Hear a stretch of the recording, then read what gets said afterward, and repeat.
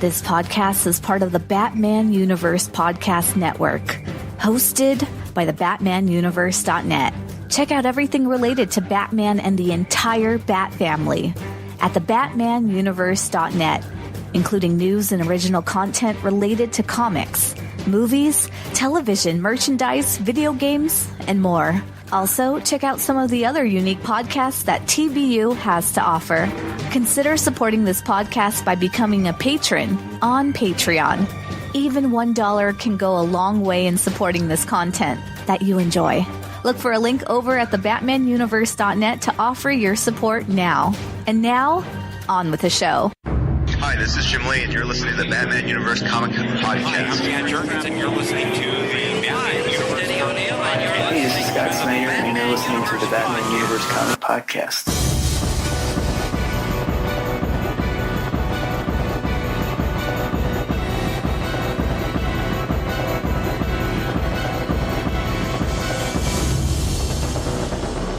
Hello, everyone, and welcome to the Batman Universe Comic Podcast, episode number 264. I'm your host, Dustin, and today I have with me... This is Steph. And this is Ian. And we are bringing the latest comic news and comic reviews from the weeks of December 16th through January 5th. We have a total of 2 books to cover, 3 weeks worth of news, which doesn't mean much because, as you know, the holidays were the last couple of weeks. Happy belated Christmas and other holidays and New Year's to all of our listeners. I'm really bad about saying that kind of stuff in general because I don't think about it until it's here. And then when it's here, it's already passed. So happy belated holidays to all of our fans and listeners. In addition to that, as you know, this episode is a week later than normal because there was a specific situation that was happening on December 25th where, because of Christmas, there was no comics delivered for the 26th, so everything got pushed back to the 2nd. So despite the fact that January is in fact 5 Wednesdays, this episode is delayed 1 week because of that, so we could get back on track. So the rest of the episodes will come out as normal every other week. The holidays just happen to be a gap. So hopefully you enjoy the week off. I'm sure you were disappointed that we weren't around, but we would have only had 1 week of comics to discuss if we did record it earlier, and that wouldn't have been a whole lot to discuss. So with that being said, let's jump straight into the news. There's only a couple of things to talk about because, as we all know, during the holidays, news tends to lack in general across the board, not just in comics, but all over the place. The only thing that wasn't lacking was stuff related to Aquaman because obviously Aquaman released over the past 3 weeks. But that being said, let's get into what they did announce. On December 13th, the official details for Detective Comics number 1000 were released, and basically the issue is going to release on March 27th, 2019. Obviously, we're in 2019, so I don't know why I said that. And on top of the 1000th issue, it also celebrates the 80th anniversary of Batman.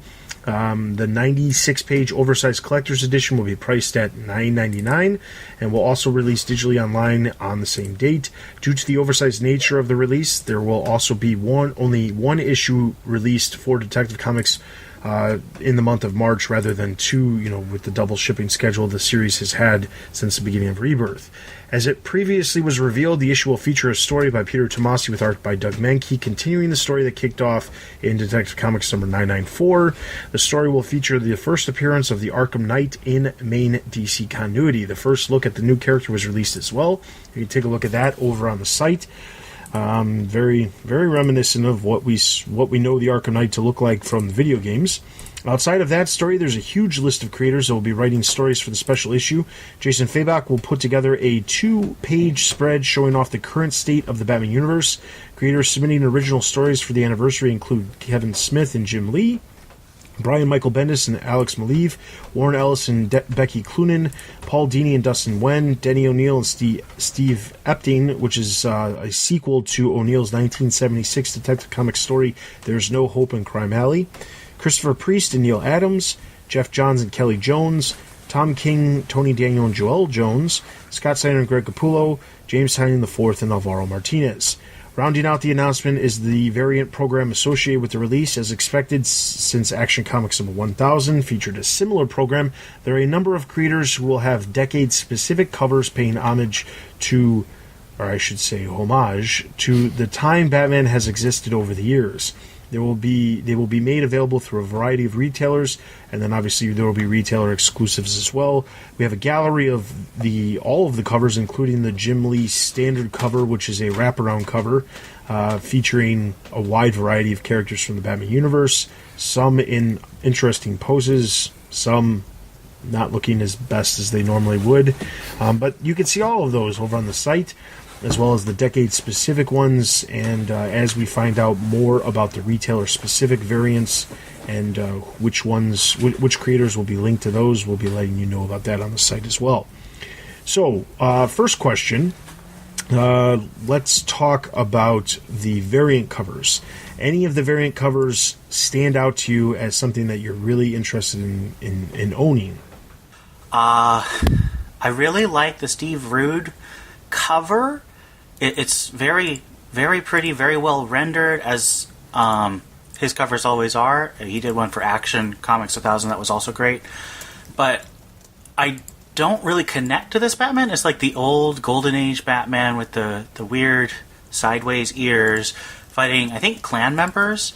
And I don't connect to that Batman. I don't care about it. So even though it's a very pretty piece of art, I don't really want it. I thought the Bruce Timm one was really disappointing because it's just copying another one and it doesn't really highlight Bruce Timm's style, which is really distinctive and appealing. The Frank Miller one, I actually was surprised that I liked it as much as I did. I didn't like it enough that I think I'm going to buy it. I don't think I'm going to buy that one. But it's a lot better than, for example, the variant cover Frank Miller's doing for Batman 62. I think is coming out. It has Batman and Carrie Kelly and has sort of that energy that Frank Miller has, along with his very sketchy and exaggerated art style. I was really disappointed with both the Tim Sale and Jock covers. Tim Sale's been really uneven on covers. With Batman, he did like the first year of Rebirth covers for Tom King's run, and a lot of them were really good and a lot of them were really kind of mediocre. This is more the mediocre one. It's just Batman standing still. Doesn't really have a lot of excitement. The Jock one, I'm just so disappointed by, because Jock's covers for Action 1000 and then Batman number 50 were this amazing like mirror where both Batman and Superman are like opening their shirt in that classic pose. And it was just so dramatic and iconic, and I loved the pairing he did. But this one's just an extreme close-up on Batman's face with rain coming down, and he's really grumpy looking, and I just don't get anything from that. It's just not... It doesn't have any real emotion other than grumpiness, and I prefer something a little more to my Batman covers. The cover I'm definitely getting is the Capullo one for the 2010s. I really like the fact that it's a white and then a really dramatic, darker Batman, but it's not pure black. It's like grays and browns, and it's got a really nice triangular composition with a gargoyle and Batman's cape flowing out. So that's the one I'm getting. A lot of people on the Discord have had some really good thoughts on the covers they're getting. I'm also hoping very much that we get some Bat Family covers in like store exclusives. I'm hoping to buy like a store exclusive on one of the store's websites. Either that or one of the Joshua Middleton variants, which I'm hoping he'll do because he did a really amazing Batman number 50 variant with Catwoman, and he also did a great Action 1000 variant that I actually got. He did the 80s variant for Action 1000. So that's my thoughts on the covers. I want the Capullo one. The other ones were a little less exciting. And I don't really like the Jim Lee one, but I didn't like the Jim Lee one for Action 1000 either. I have slightly less opinions. I really like the main one with with Damian on it. I'm not finding too many, and I don't really like any of the ones I'm seeing. They're okay. It's Batman. He's being Batman. I really don't like the one with Joker just on as the main guy. He's like the genie in the bottle. Yeah, that's the Bruce Timm. That's the Bruce Timm one. Yeah, that's okay. Yeah, it's not great. No, it's creepy. But if creepy's your jam and Joker's your jam, no, I like the main one best from all the one. I only found a few, but I like the main one best. So I would say this. Okay, so as far as the main one, I think Joker looks really bad. No, he does. Yeah, that's true. Like, I don't know, that does not look like Jim Lee Joker. I have a couple of like weird things about this shot or this cover. I think Damian looks good. I think Batman looks good. I think Catwoman looks good. For the most part, everybody looks appropriate. Harley Quinn is wearing her Suicide Squad outfit, which they've started to phase out of. So I don't really know why he chose to do that one.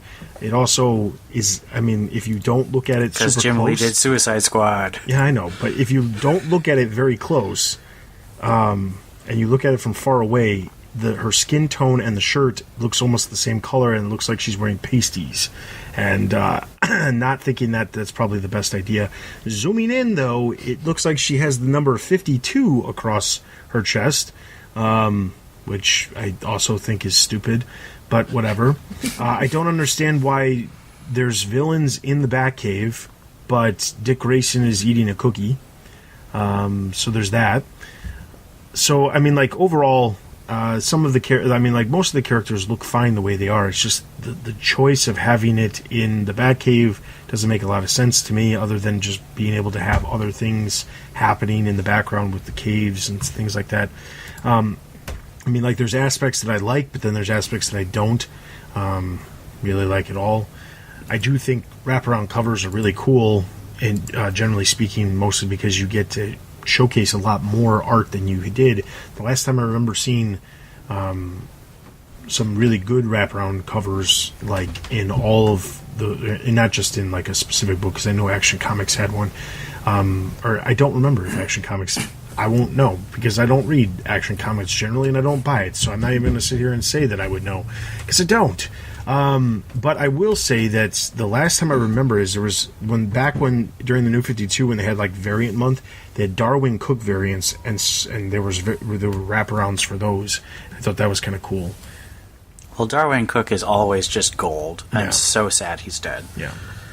But as far as covers that I really like, I'll say I actually like the Jock one. I think it's simple, and it's not his best piece, but honestly, out of the group that they have, I like the Jock one. I also like the Bernie Wrightson one, which is the one from the 1970s. That decade one, I like it. I think it looks kind of cool. I personally don't like the Greg Capullo one because I feel like it's too simplistic. It feels like there's a lot missing to this cover, but I guess that was the intent, was, have smoke and lightning and a whole lot of light. Negative space. Yeah, I don't know. I'm not liking that one. But the weird thing is, my favorite one out of all of them is probably one that not a lot of people would assume would be my favorite, and it's actually the 1950s one by Michael Cho, because there's all these variations of Batman, and it's really cool because a lot of these were featured on various covers in the 50s and the late 40s, and honestly, I think it's kind of cool to see that. Well, I would say that Michael Cho is one of the few that feels celebratory. I think someone else was talking in the Discord about celebratory. And the Michael Cho one is not to my taste, but you can see the love and the care he put into it. It's just, it's a 1,000-issue cover. It's a cover that honors the history, and a lot of these other ones don't. Honestly, like, looking at them, the Frank Miller one I also have some problems with.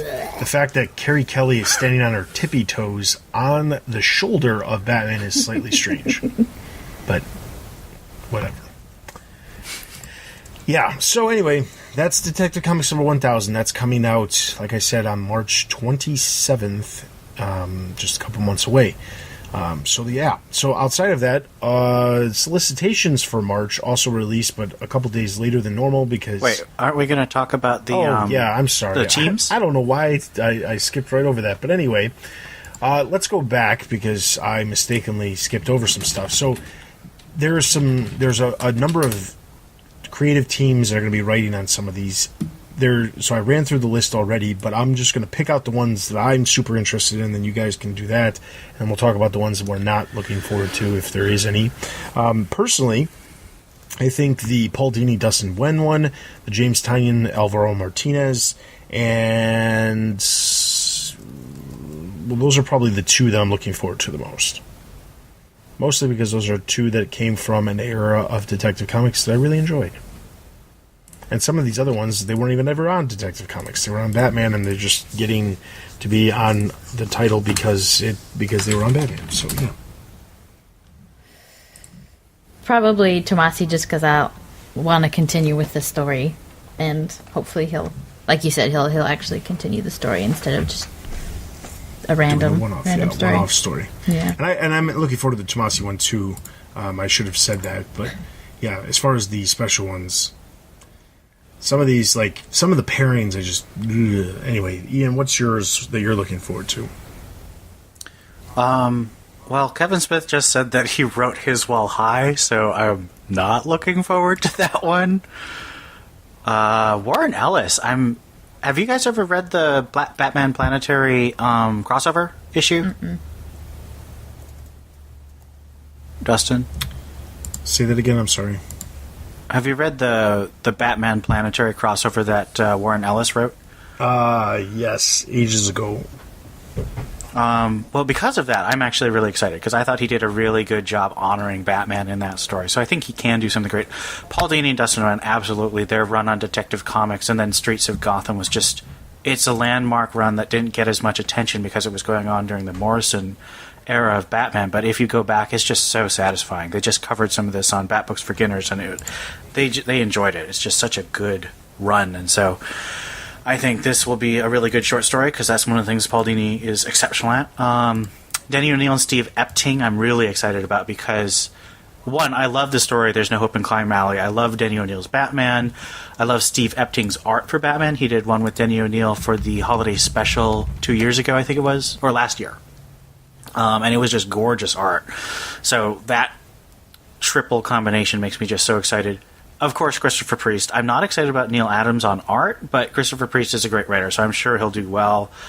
Tom King, I'll be curious, because he did one for the Secret Files, and I'm curious to see if it'll be sort of like that, where it ties into his run, but it's not essential, or if it'll be like completely separate, like the Good Boy from the annual #1, sort of like just a short story. And of course, James Tynion and Alvaro Martinez. I'm hoping that he uses some of the characters he used in his Detective Comics run, but I'm thinking he probably won't. What if he does What if he does a Steph and Tim, what they were doing behind the scenes, or after they drove off in the sunset, just a couple of pages of... I mean, if he did that, I would probably buy like 3 copies and give them away just to get people into it. But I hope that's my dream, but I don't think that's probably going to happen. Even if he doesn't do that, even if he just does a normal Batman story, Tynan's a good writer, a really good writer, and Martinez is a top-tier artist, so I think that's really quality. Yeah, so the ones that I'm not looking forward to, it's not so much that I'm not looking forward to what the creative team could do. It's more of the pairings seems very, very strange to me. Jeff Johns, I typically don't, I typically like his writing, but pairing him with Kelly Jones is so outside the box. And I'm not saying this just because I don't like Kelly Jones. If you look at practically anything Jeff Johns works on, he works with very specific, like what you would refer to as the DC house style. He does not tend to work outside of that. The closest thing to outside of that would be Gary Frank, and even him is, I would consider house style in my opinion. But Kelly Jones is so outside of what he would normally do. I am interested to see what Christopher Priest does, but teaming him with Neil Adams, I don't really like Neil Adams' work anymore. Like, the Adams stuff was very good, back in the day, but currently, I'm not a huge fan of what he does now. I think his art has changed significantly since the 70s when his stuff was really, really popular, and it just doesn't look the same. And maybe it's that it's not that different. Maybe it's just that it just doesn't age well in this time and age. But I'm not really looking forward to Neil Adams being paired with Christopher Priest. These stories could be really good, but the artists that they're choosing are very strange. Becky Cloonan, Warren Ellis, I don't have any issues with that. I actually think that could end up being good. Bendis and Maleev, they've worked together multiple times. That could be interesting. Bendis not on the Batman Giant doing a Batman story will be interesting to see what he does. But outside of the rest, I mean, like, I also did read that Kevin Smith was high when he did this story, and I'm just like, why would he tell people that? Unless he's like, he's trying to like. It's Kevin Smith. He always says stuff like this. I know. It just, the thing is, I hear stuff like that, and I think to myself, the first thing I think to myself is he going to have Batman pee his pants again? Because that's what he's probably best known for when it comes to Batman. That's probably one of the ones I'm least looking forward to is Kevin Smith. And I know Scott Snyder can do good. He makes my eyeballs bleed, and he makes my brain bleed. So I'm hoping that it being a short story, I'll enjoy the Scott Snyder story. And yeah, the Kelly Jones art, that's just going to be awesome. Yeah. It will be interesting because, I mean, maybe the intent was take creators that, like, you would say, oh yeah, that makes perfect sense for them to have a story in this, and pair them with artists that have, yes, had a long stint on Batman at some point, or have been, or is, I mean, like Maleev, quite honestly, I mean, he's on the book because Bendis is on the book. But then, like, somebody like Kevin Smith is really just because his name is there. But, like, when you look at some of these other ones, like Danny O'Neill or Tom King or Scott Snyder or Paul Dini, these people have been on Batman in the past for significant runs. And I'm sure they would probably get other ones to do some of these stories too if it wasn't for the fact that they are working for another company right now. So it'll just be interesting to see what ends up happening.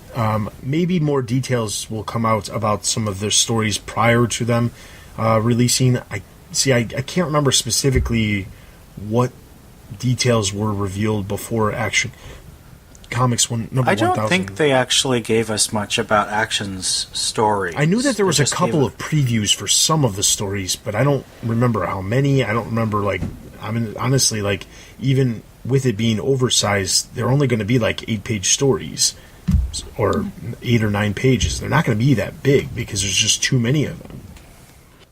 Maybe Tom King will have a 5-pager and share the whole thing again.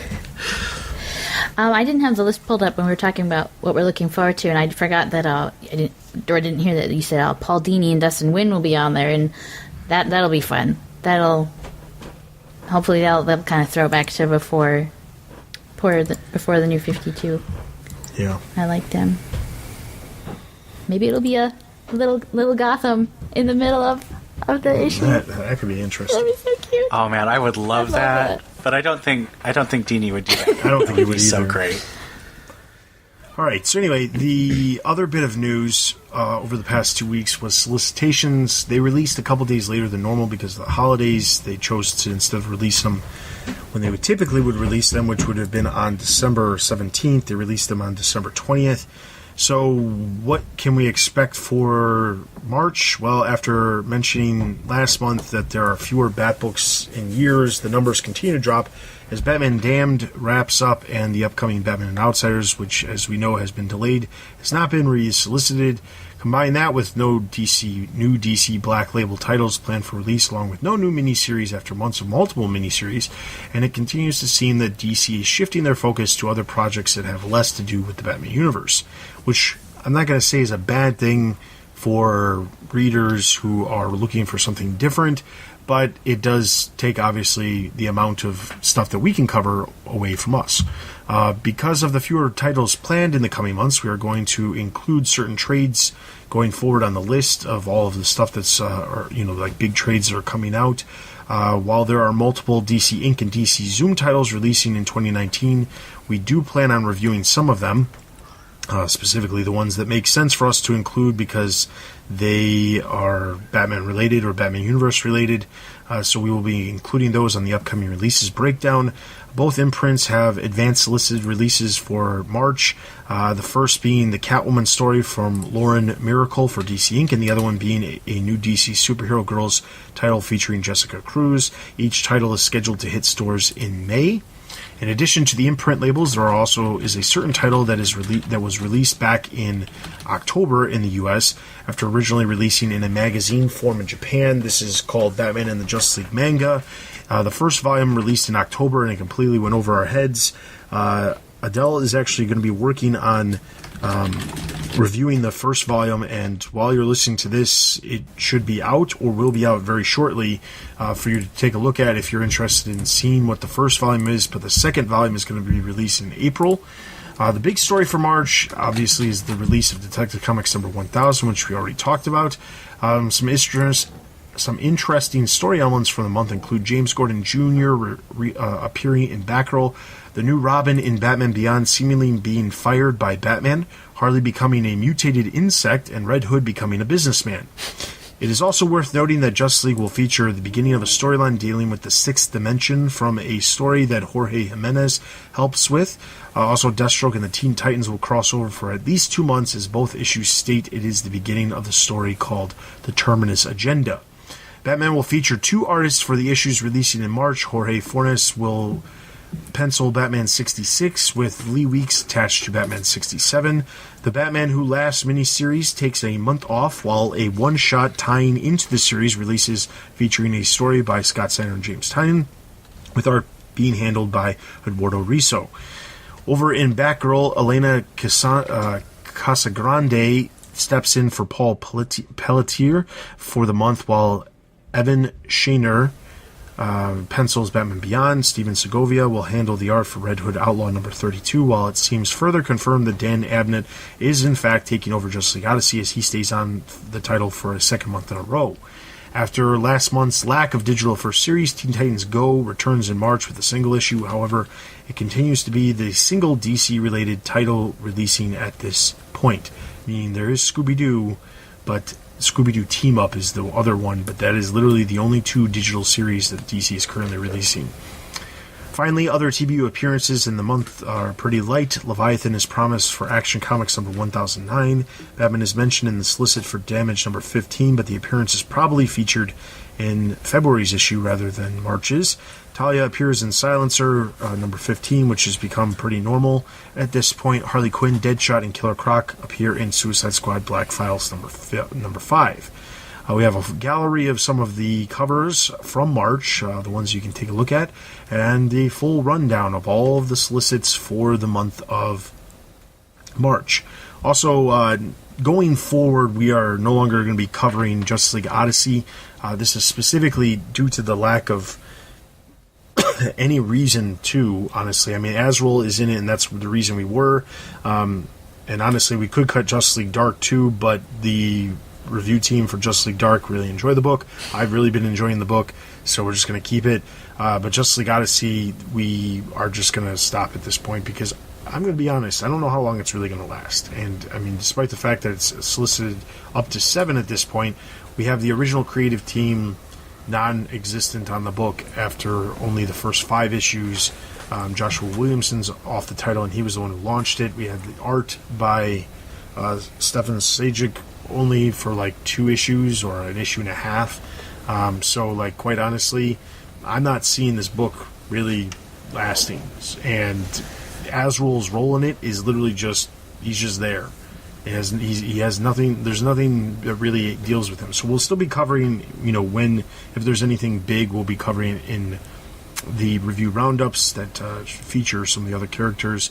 And Justice League Dark may go the way of that too in the future, due to the fact that literally we're only covering it because Man-Bat's in it, which is the same situation as Azrael in Odyssey. But like I said, Justice League Dark just happens to be a little bit better of a title at this point, and we have no problem getting someone to review that on a normal basis. So, that being said... And Detective Chimp is in it. Yeah, and Detective Chimp is in it, which doesn't hurt it. Oh, come on. That's not why we cover it. That's a real reason. It's not why we cover it. I mean, but yeah, let's be honest. I'm enjoying it a lot because of that. By the way, that chimp needs to go to AA.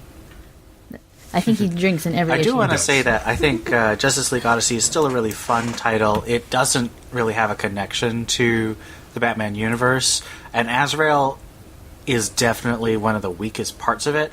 I'm really excited for the new art team that's coming soon with Carmine Di Giandomenico, just because even though James Robinson's detective was so terrible, Carmine's art was amazing, and I want to see more of it. Agreed, the art will probably be great, but I'm not looking forward to eventually when Dan Abnett comes on the book either, though. All right, so that being said, if you are interested in taking a look at the full list of all of the books that are coming out, we have that over on the site for you to check out. In addition to that, there is nothing else outside of the ordinary. I will say Last Week in the Batcave is going to be returning in the next couple... Well, it'll be returning sometime in January for sure. Congratulations to Jessica, who's wrapped up school and now has more time to get back to Last Week in the Batcave, as well as some other projects that we've been working on. So we'll be revealing those in the future. And that's all I'll say. So look forward to more stuff. With that, we're going to jump straight into our comic book reviews, and the first one we've got is Batman. Batman number 61, writer Tom King, artist Travis Moore. This has a slightly odd style because it's disjointed. The title, of course, is Nightmares Part 1, so if the summary sounds a little disjointed, that's because the book is a bit disjointed. It begins with a young boy standing over his dead parents in a dark alley at night. At the police station, the boy tells the story that he's Bruce Wayne to Jim Gordon. On the roof of the station, the bat signal lit up brightly, Gordon tells Batman about the crime. The boy discovers Batman looking at his mother's pearls for clues. In a scuzzy bar, Batman finds a man boasting of stealing the pearls. Batman holds the man from a bridge, and the man says mobster Frank Gialla was connected to the crime. Batman says he won't drop the man, just after dropping him onto a dump truck. In Gialla's office, Batman beats up his thugs, then turns to Gialla with questions. Later, Batman jumps atop a speeding train.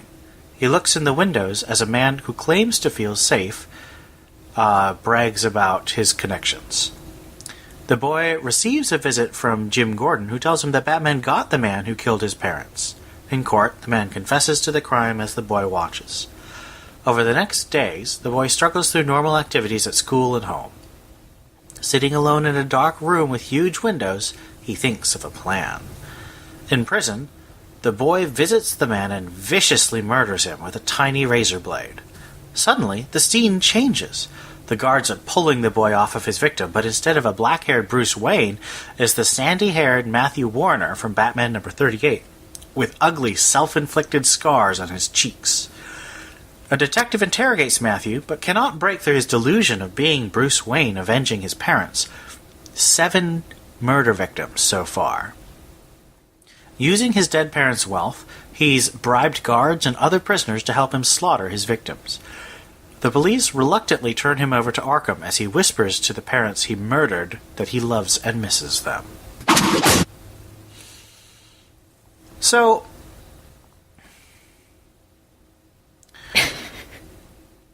I really only have one question about this book. I didn't enjoy it a lot this time. Do you think that there is any purpose of this book in the long-term arc of Tom King's run other than transferring Matthew Warner to Arkham and connecting him to Bane and Flashpoint Batman and whoever else is involved in this plot? No. The only thing I can think of is by transferring him to Arkham and him somehow having access to the money that his parents had makes me think that maybe the money situation with Bane is explained by this person. But it's really timed because Bane's clearly been operating for quite some time, as we've seen. So there's no reason that this story, if this is the reason why Bane has resources, then it seems like this should have happened before what we just saw just in a couple issues ago with, Batman attacking Bane in Arkham. It feels like this should have happened before that. Honestly, I didn't like the original the one-shot story from a while back when we originally were introduced to this character. Not a real fan of it either. Still, I don't really understand the reason behind this. Now, to be fair, I'm not sure how many people know this, but originally when these 61 and 62 were solicited, 61 was meant to be the issue that was done by Mitch Gerards, and his issue was supposed to feature Professor Pig, and then 62 was going to be this Matthew Warner story that we just got here. And for whatever reason, they got swapped. I'm guessing it's because the art for Mitch Gerard was behind on the art, and maybe that's why. No, that's definitely why. There's no maybe. Mitch Gerard has been behind for about a year now. Yeah, for those of you who don't know, he was on Mr. Miracle, and there was multiple delays with that title as well. But the biggest thing is, like,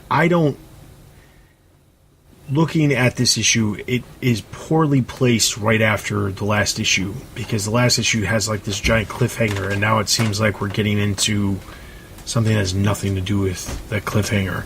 And that's really frustrating when you have a title that, one, comes out every 2 weeks, but you can't pick up on the cliffhanger, but then you're gonna, who knows how long it's gonna be. We know that this arc that's happening is happening for quite some time, and it's called Nightmares, and each issue is gonna be a different artist, whatever.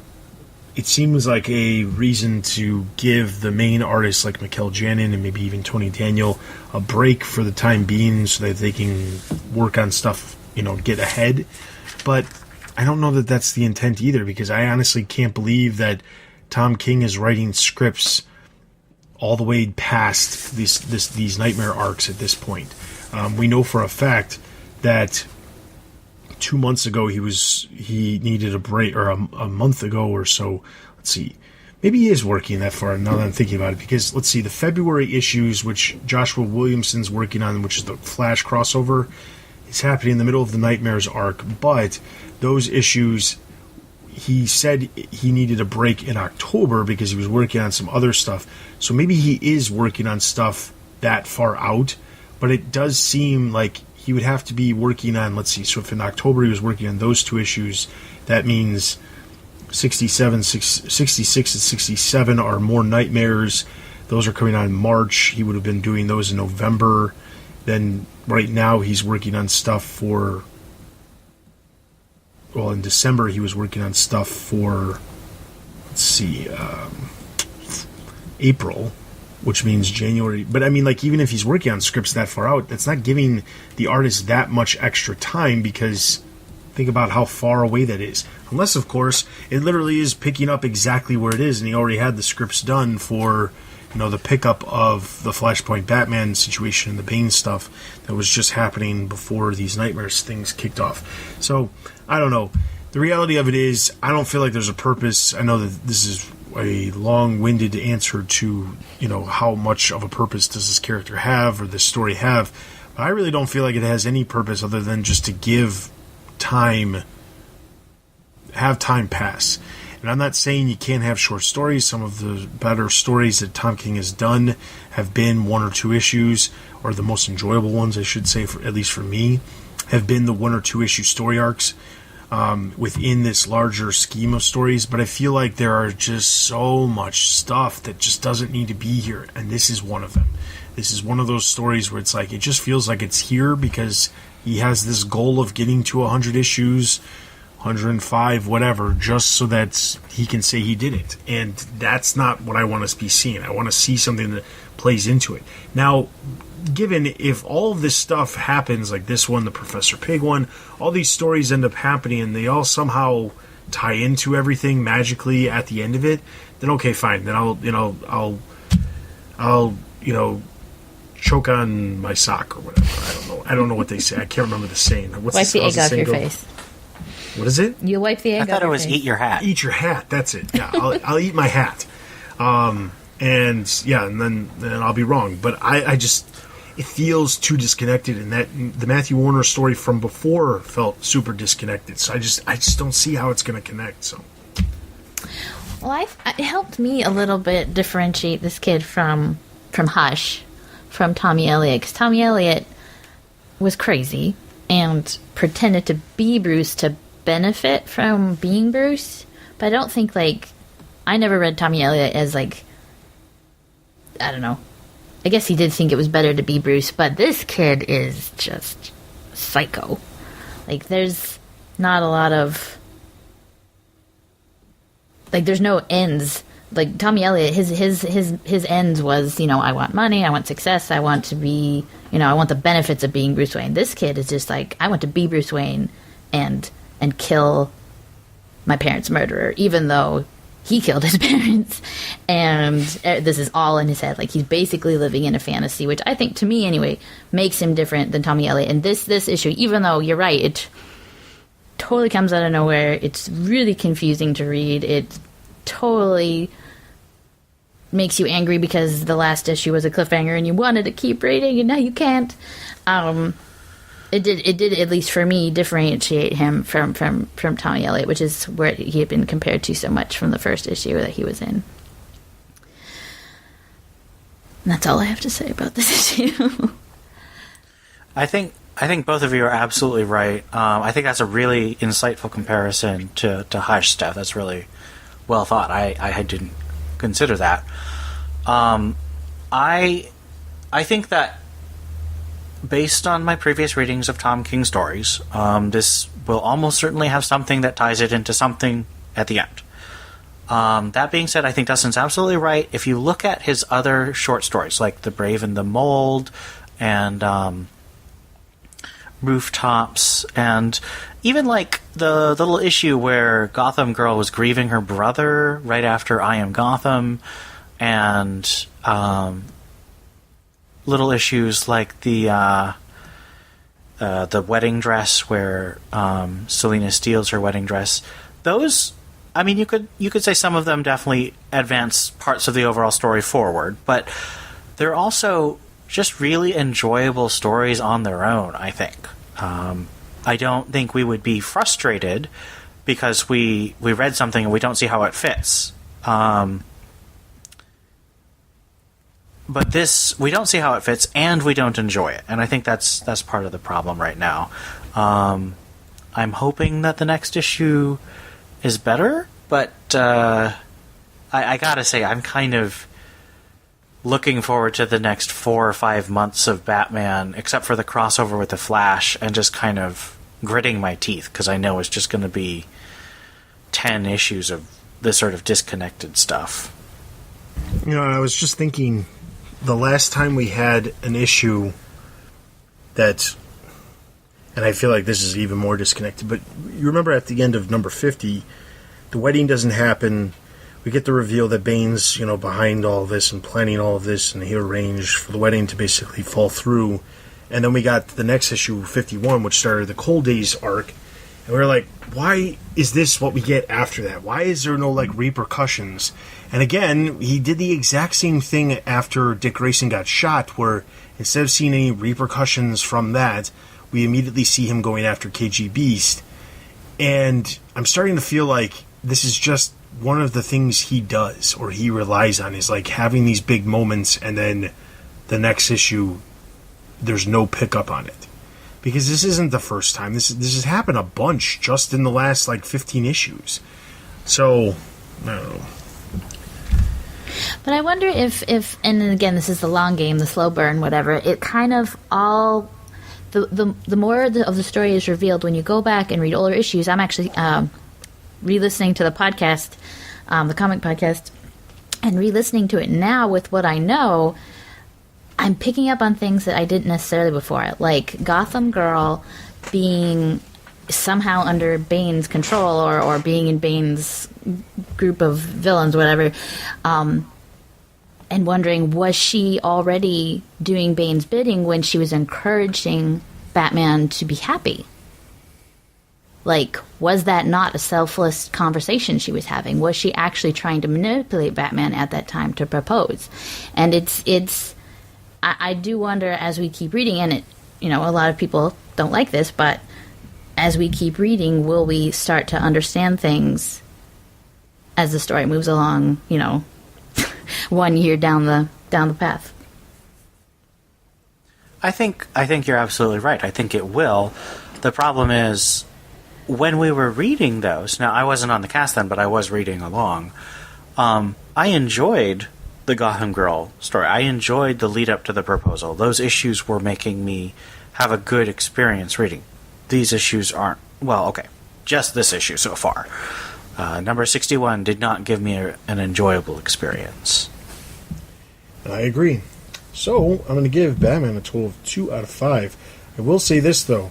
Despite the fact that I'm giving it such a low rating in comparison to previous issues, I did enjoy the art. The art was probably the one saving grace. A lot of especially the stuff by Jorge Fornes, I really enjoyed his stuff, and I'm actually looking forward to seeing him on an entire issue come around 66 when he's got an entire issue to pencil instead of just part of it. I gave it a 2.5. I like the art, and I like that this kid is finally in Arkham, where he belongs. I gave it a 2.5 as well. Alright, so that's going to give Batman a total of 2.5 out of 5 Batarangs. Let's move into our next book, Detective Comics.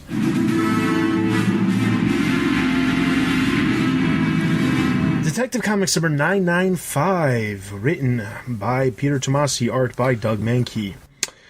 This issue starts off with Bruce yelling to Alfred that Leslie has been exposed to Joker's laughing gas and he must prepare the antitoxin immediately. Leslie tells Bruce her face hurts because of the forced smile. Bruce comforts her and tells her that she just needs to hold on for a little while longer. Leslie says she has so much to tell him and so little time to do it. She remembers when he was a little boy. She remembers the night his parents were murdered like it was yesterday. He was just a little boy who wanted to be alone and always pushed back against her. Bruce responds she never gave an inch. She and Alfred kept dragging him outside to force him to see that life goes on. She tells Bruce that she does not want to die today and she has more work to do. Bruce promises that she will not die. He hurries home to the manor and Bruce asks Alfred for a status report. Alfred tells him that he has prepared the antitoxins for multiple variants of the Joker gas. Bruce bursts into the Batcave with Leslie in his arms, and before he can lay her down on the table, Alfred injects her with the first antitoxin. However, this antitoxin has no effect at all. Alfred states that he is using the third antitoxin he prepared, and Leslie is not showing any sign of improvement. Alfred says that this variant of the toxin is a mutation of the original. It is something that they have never seen before.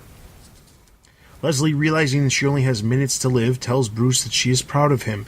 He has done so much for Gotham, and not just as Batman, but also as Bruce Wayne. He has saved so many lives. Bruce tells her she grounded him. She was his example. She made him walk out of the shadows and into the light. Above all, she opened his eyes to the real world outside of the manor. People need help, not just against the criminals, but life itself. She tells him those words mean the world to her. She says who knew that when she helped a young boy, she would be saving a city as well. She warns him about the war he is waging to keep Gotham alive. It is also a war he wages against himself. Leslie looks at Alfred and tells him to look after our boy, and Alfred promises that he will. She turns to Bruce with tears streaming down her Jokerized face and tells him she is so proud of him. The room becomes silent. Not one sound heard. The last thing she saw in her life was her surrogate son, Bruce. After a moment, Bruce tells Alfred to charge the paddles. He tries to resuscitate her, and Bruce sees flashes of his past. He sees moments where Leslie was a massive influence in his life. Alfred tells Bruce that she is gone. Bruce tells him that he needs a minute, and Alfred heads downstairs. He fills up a teapot, and a tear rolls down his face. More follow, and he catches himself on the sink. The doorbell goes off, and Alfred goes to open it. A voice analysis confirms that it is Commissioner Gordon, but when Alfred opens the door, he is stabbed with a knife.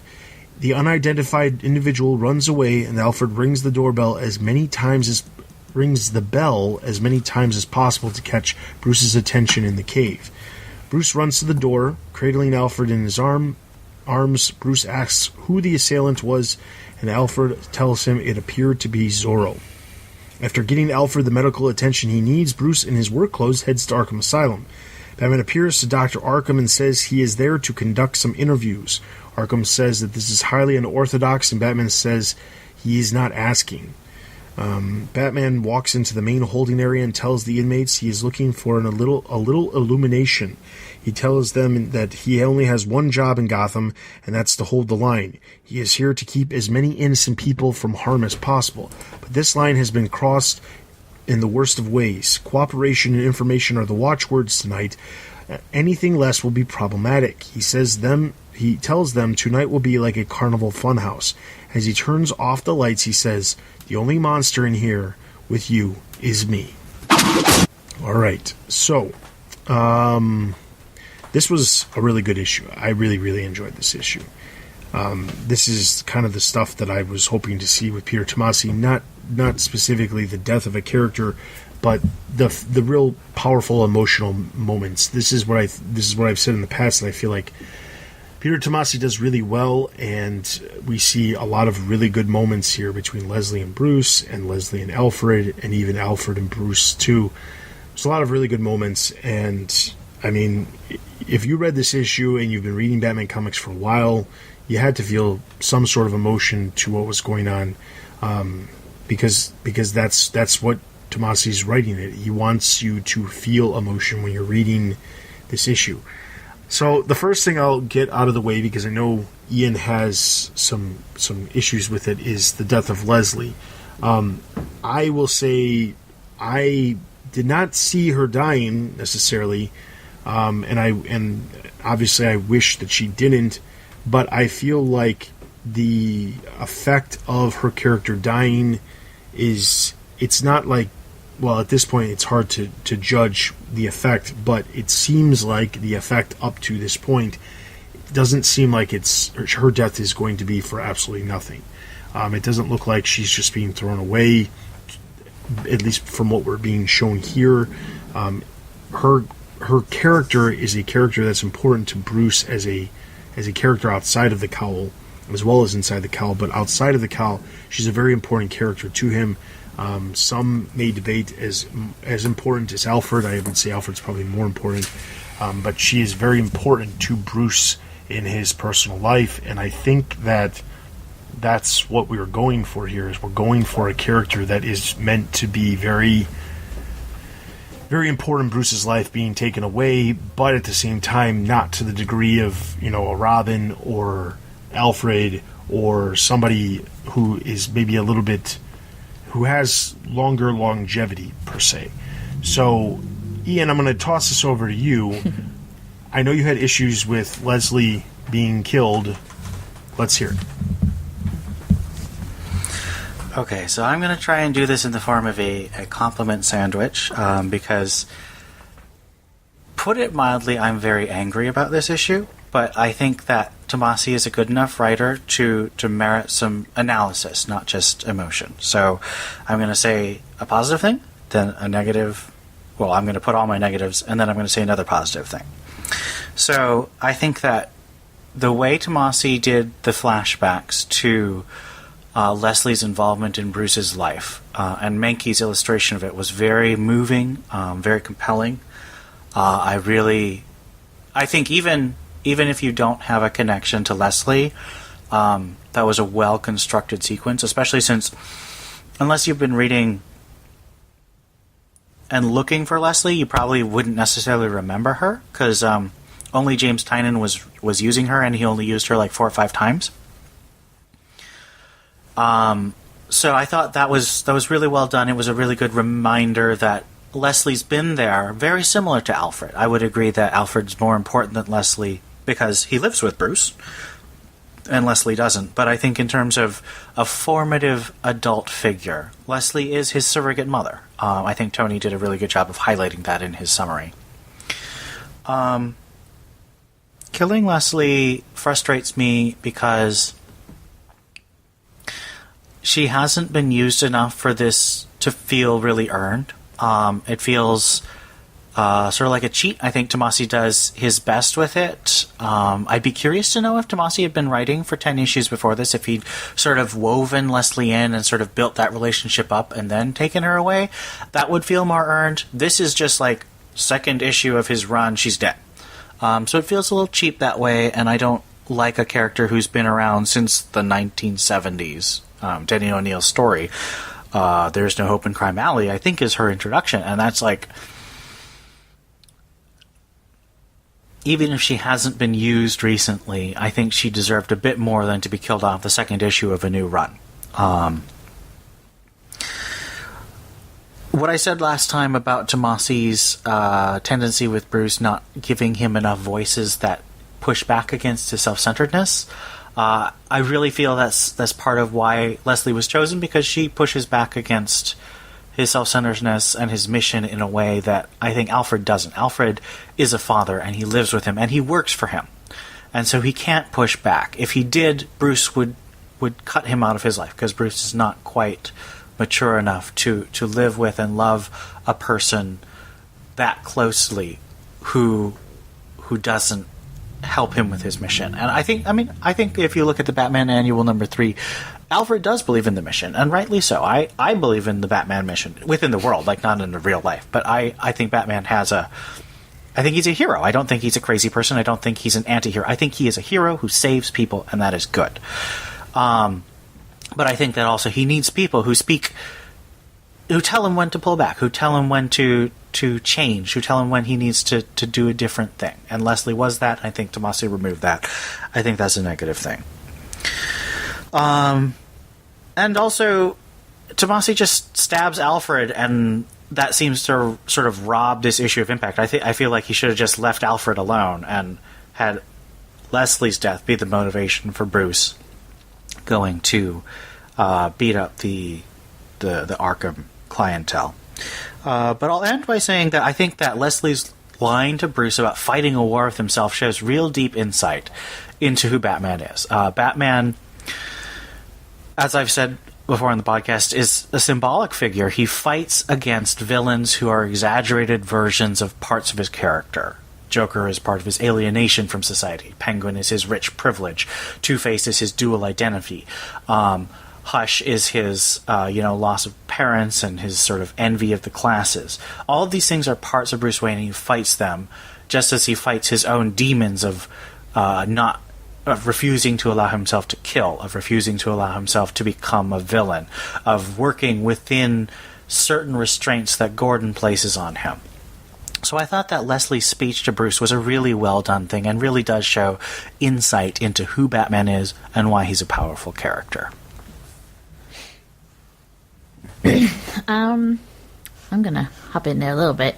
I don't know Leslie too much. I'll be honest, most of what I know about Leslie I got from Chris D's Cattails fanfiction, which a lot of that is her interpretation of the character. But even as Dustin was reading, I mean, I was choking up. I was trying to hold it in, because it was just you could tell from this, even not knowing who Leslie was before the first issue, that this is a very important person to him, and that her dying with this look on her face is just killing Bruce. I think you're absolutely right about the Alfred thing, because I had totally forgotten that Alfred got stabbed before we got started, because just Leslie's death is so all-encompassing emotionally that I just totally forgot, because Alfred was fine by the end. Yeah, that's what I thought about Leslie in this issue. And do you think her death will have more meaning? Like maybe she knew something, or she was playing a part in something that will come to light later? Or do you think this is it? It was just to get to Batman? Well, I would hope that it has a little bit more to do than this was just to get to Batman, because I feel like it would be something better. Yeah. I'll say this. Ian, obviously we disagree, but I will say this. You made the comment about, if Leslie was built up over 10 issues before this happened, it could have ended up differently. And I thought about, when you said that, the first thing I thought to myself is, when was the last time we saw Leslie, like outside of just a random appearance? And she had a role in Tynan's run as the person who was running the clinic, and then we saw Harper Row was there, and as well as Jean-Paul Valley. They were both working at the clinic at the same time during his run on Detective Comics. And I thought to myself, well, if the intent was to, use a character like Leslie, who has, like you said, we haven't seen her, she hasn't been built up, to the point that this really has like a huge impact. What if this issue? What if these issues, these first two issues from Tomasi, came right after Tynan's run, and we didn't see the stuff from Brian Hill, and we didn't see the Robinson stuff or the other one shot that we got. Like, what if this was right after Tynan's run? Would it have made any difference at all to you? I think that would have made me more upset just because we'd lost all the team, and the team is really what I loved about Tynan's run. I think in terms of the Leslie situation, it would have been better because Tynan did use her both in the Victim Syndicate arc and then again in the Monster Town stuff, where she was sort of helping provide medical care to all the people who were displaced by Night of the Monster Men. So there would have been more consistent use of Leslie instead of 7 months of nothing. But she wasn't really built up as an emotional character, though. Like, I don't know if it... I mean, if you had read Batman number 52 from the New 52, that's the last time her relationship with Bruce was really highlighted. So yeah, that was like 2.5 years ago. Okay. Well, the other thing I want to talk about is and not to say that that Leslie doesn't deserve more time to talk about, but there are other things that happened in this issue. As Ian said, there was kind of like this situation that happened with Alfred that kind of takes away from the impact of her death.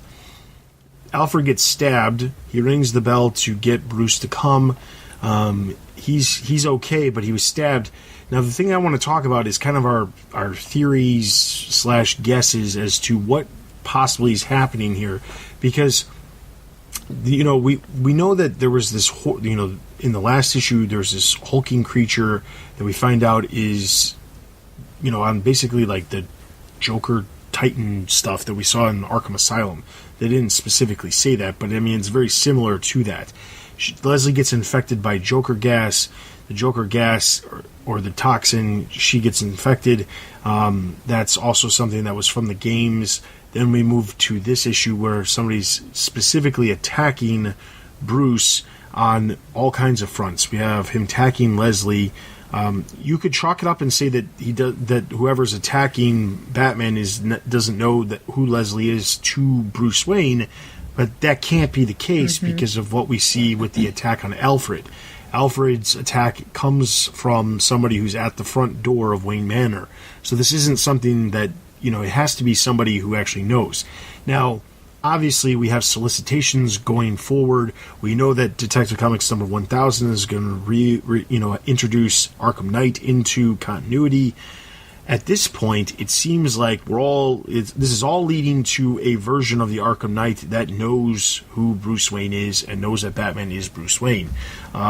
So I would like to hear, because now we're 2 issues in, and obviously we've got 1, 2, 3, 4, 5 more issues before we get to 1000. Any guesses at this point as to where we're going with who is behind this? Because I'll be honest, like I feel like there's some Hush elements here, like attacking characters that are very close to Bruce Wayne. It feels very much like the story of Hush, but it's not exactly the same. So far, it's dealing specifically with characters that are not villains. They're connecting the characters, they're connecting, Alfred and Leslie. So I want to, and even his parents' murders at the beginning of the last issue. Any guesses or theories as to where we're headed with this? Because honestly, if you've played Arkham Knight, this is, I guess, is a spoiler for anybody out there, but if you've played Arkham Knight, you'll know that Jason Todd is the one who's actually Arkham Knight, not somebody else. It's Jason Todd. He didn't die. Joker didn't kill him, and then in turn, he ended up becoming the Arkham Knight and coming to attack Bruce Wayne later on as basically revenge for what happened, because he thinks that Bruce left him to die when Bruce thought he was dead.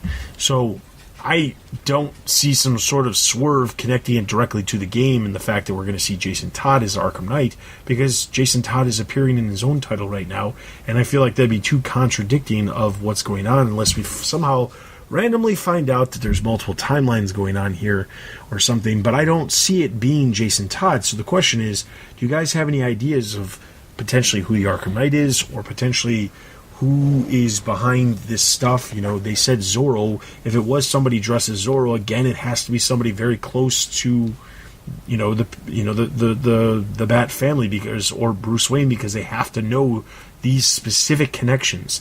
The planted bodies in the last issue, that could be chalked up to murder scene things and whatever, but they would still have to know that would get connected to Batman because of Batman's connection to the Waynes.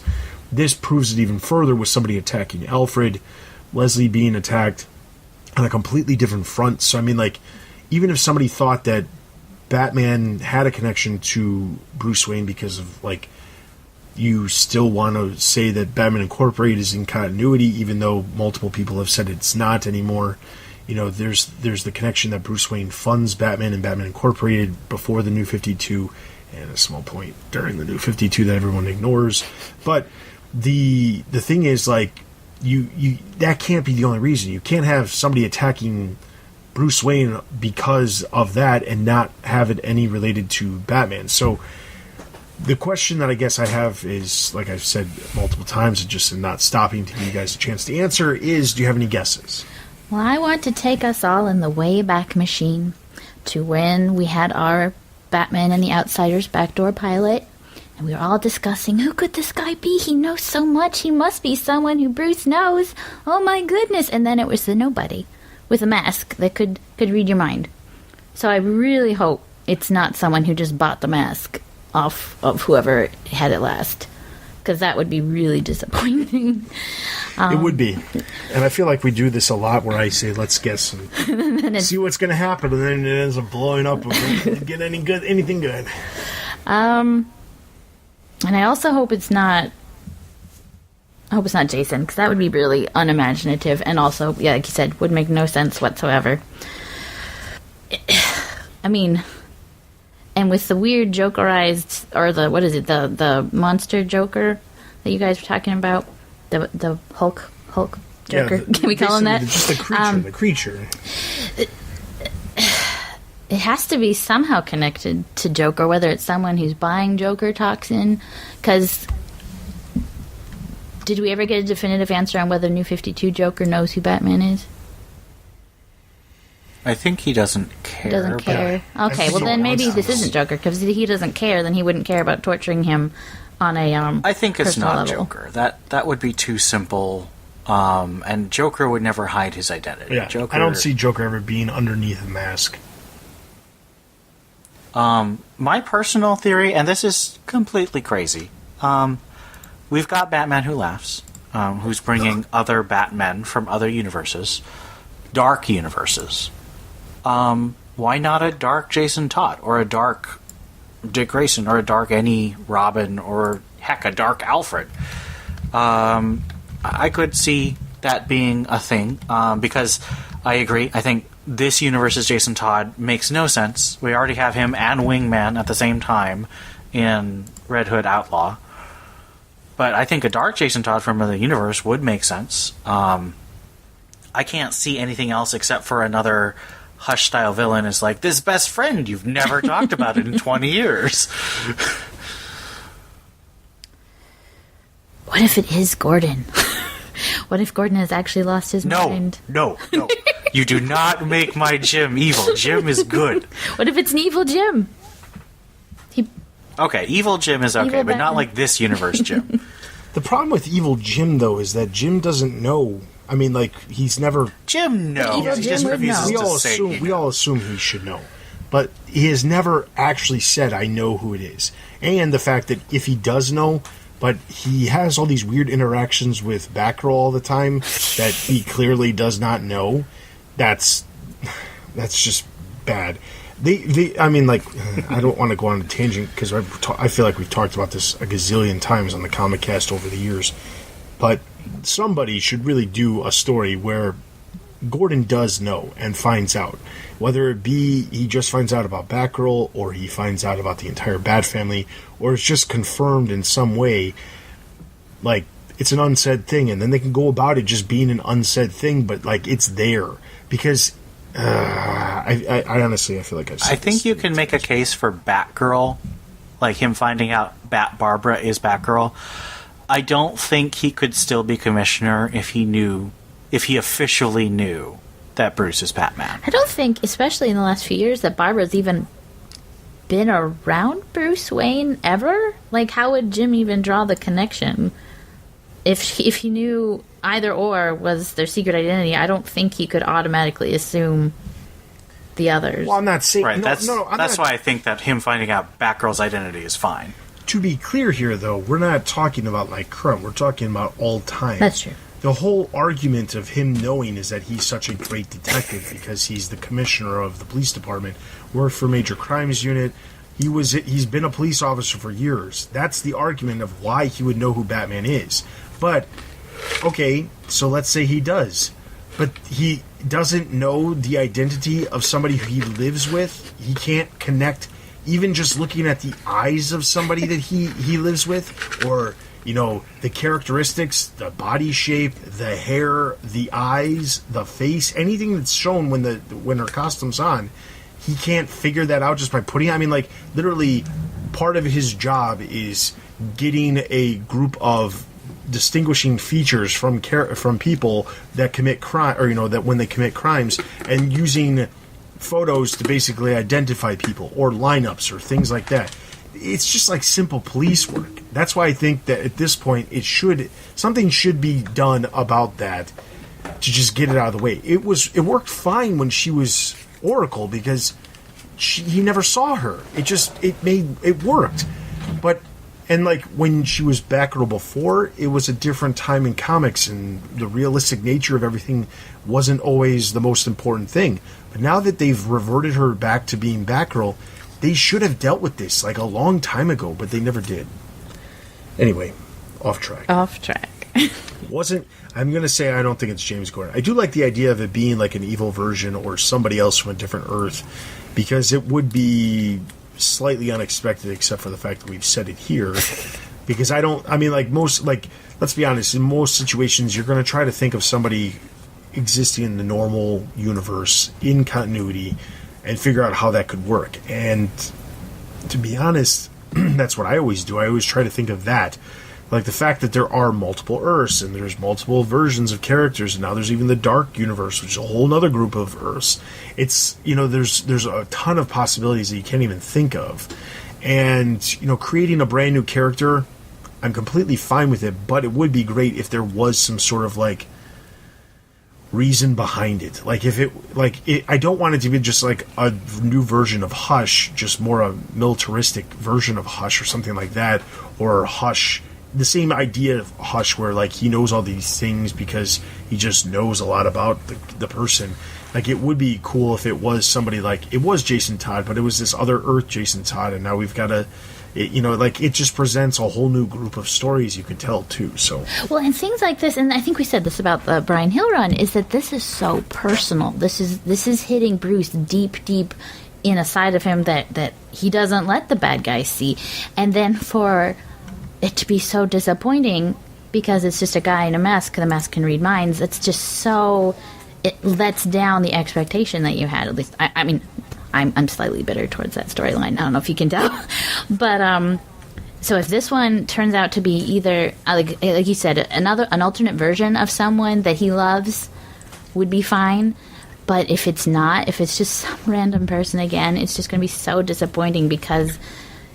I think it would be so interesting, like the Under the Red Hood. You know, Jason was so angry and just so hurt that Batman didn't kill Joker for revenge to avenge his death. That's why he was doing everything he did in that storyline. So it would be really disappointing if it doesn't end up being someone close to Bruce, even if it's an alternate version of them.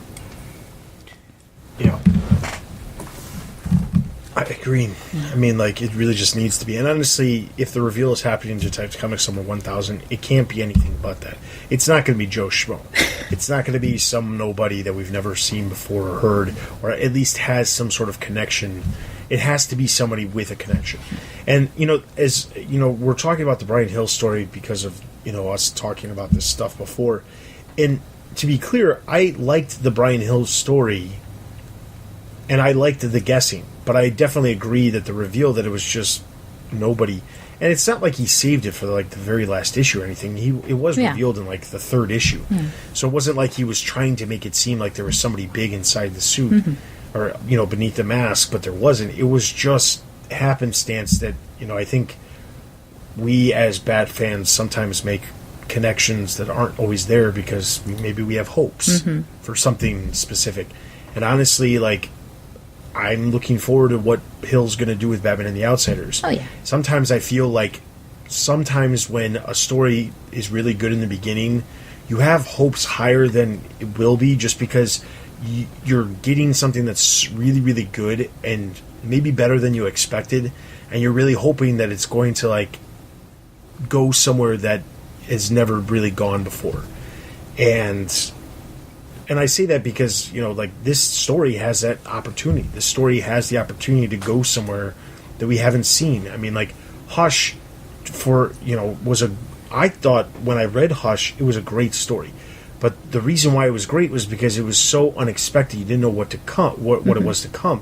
When they finally reveal who it was kind of like, okay, it was interesting, but there's still that, like, underlying problem of there's this character that we've never heard before that suddenly was a friend of Bruce Wayne. We've never heard of him in the 60 years or 70 years that Batman's been around.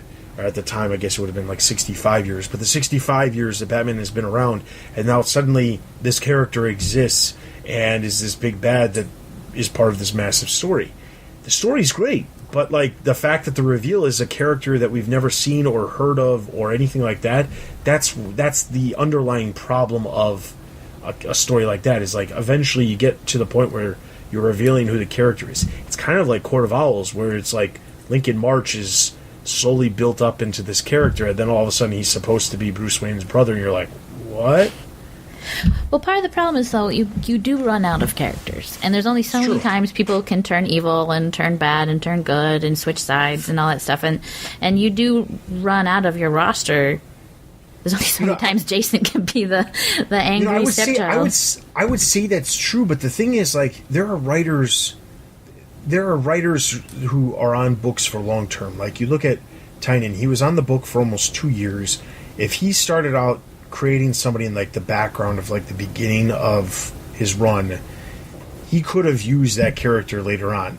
Like, you could have had a character like that. Like for example, as much as I don't like the character, somebody like Harper Rose, she was introduced, she was brought in again, but then she skyrocketed to sidekick status way too quick, in my opinion. But, like, you introduce a character where it's just like, this is a character, it's just a new character, and then you don't really hear about them for a while. Like, Peter Tomasi has been on books for a very long time, and not to say that he has created a lot of original characters, because I honestly, like, thinking of some of his previous stuff, I'm sure he has, especially when you look at, like, Super Sons, or I didn't read any of his Superman stuff, but when you're looking specifically at the Batman stuff, I feel like the stuff that I specifically remember him working on was not original creations. It was, existing characters, which I appreciate, because I don't necessarily like it when writers come on and they feel the necessity just to create, and then ignore all of, like, the back history.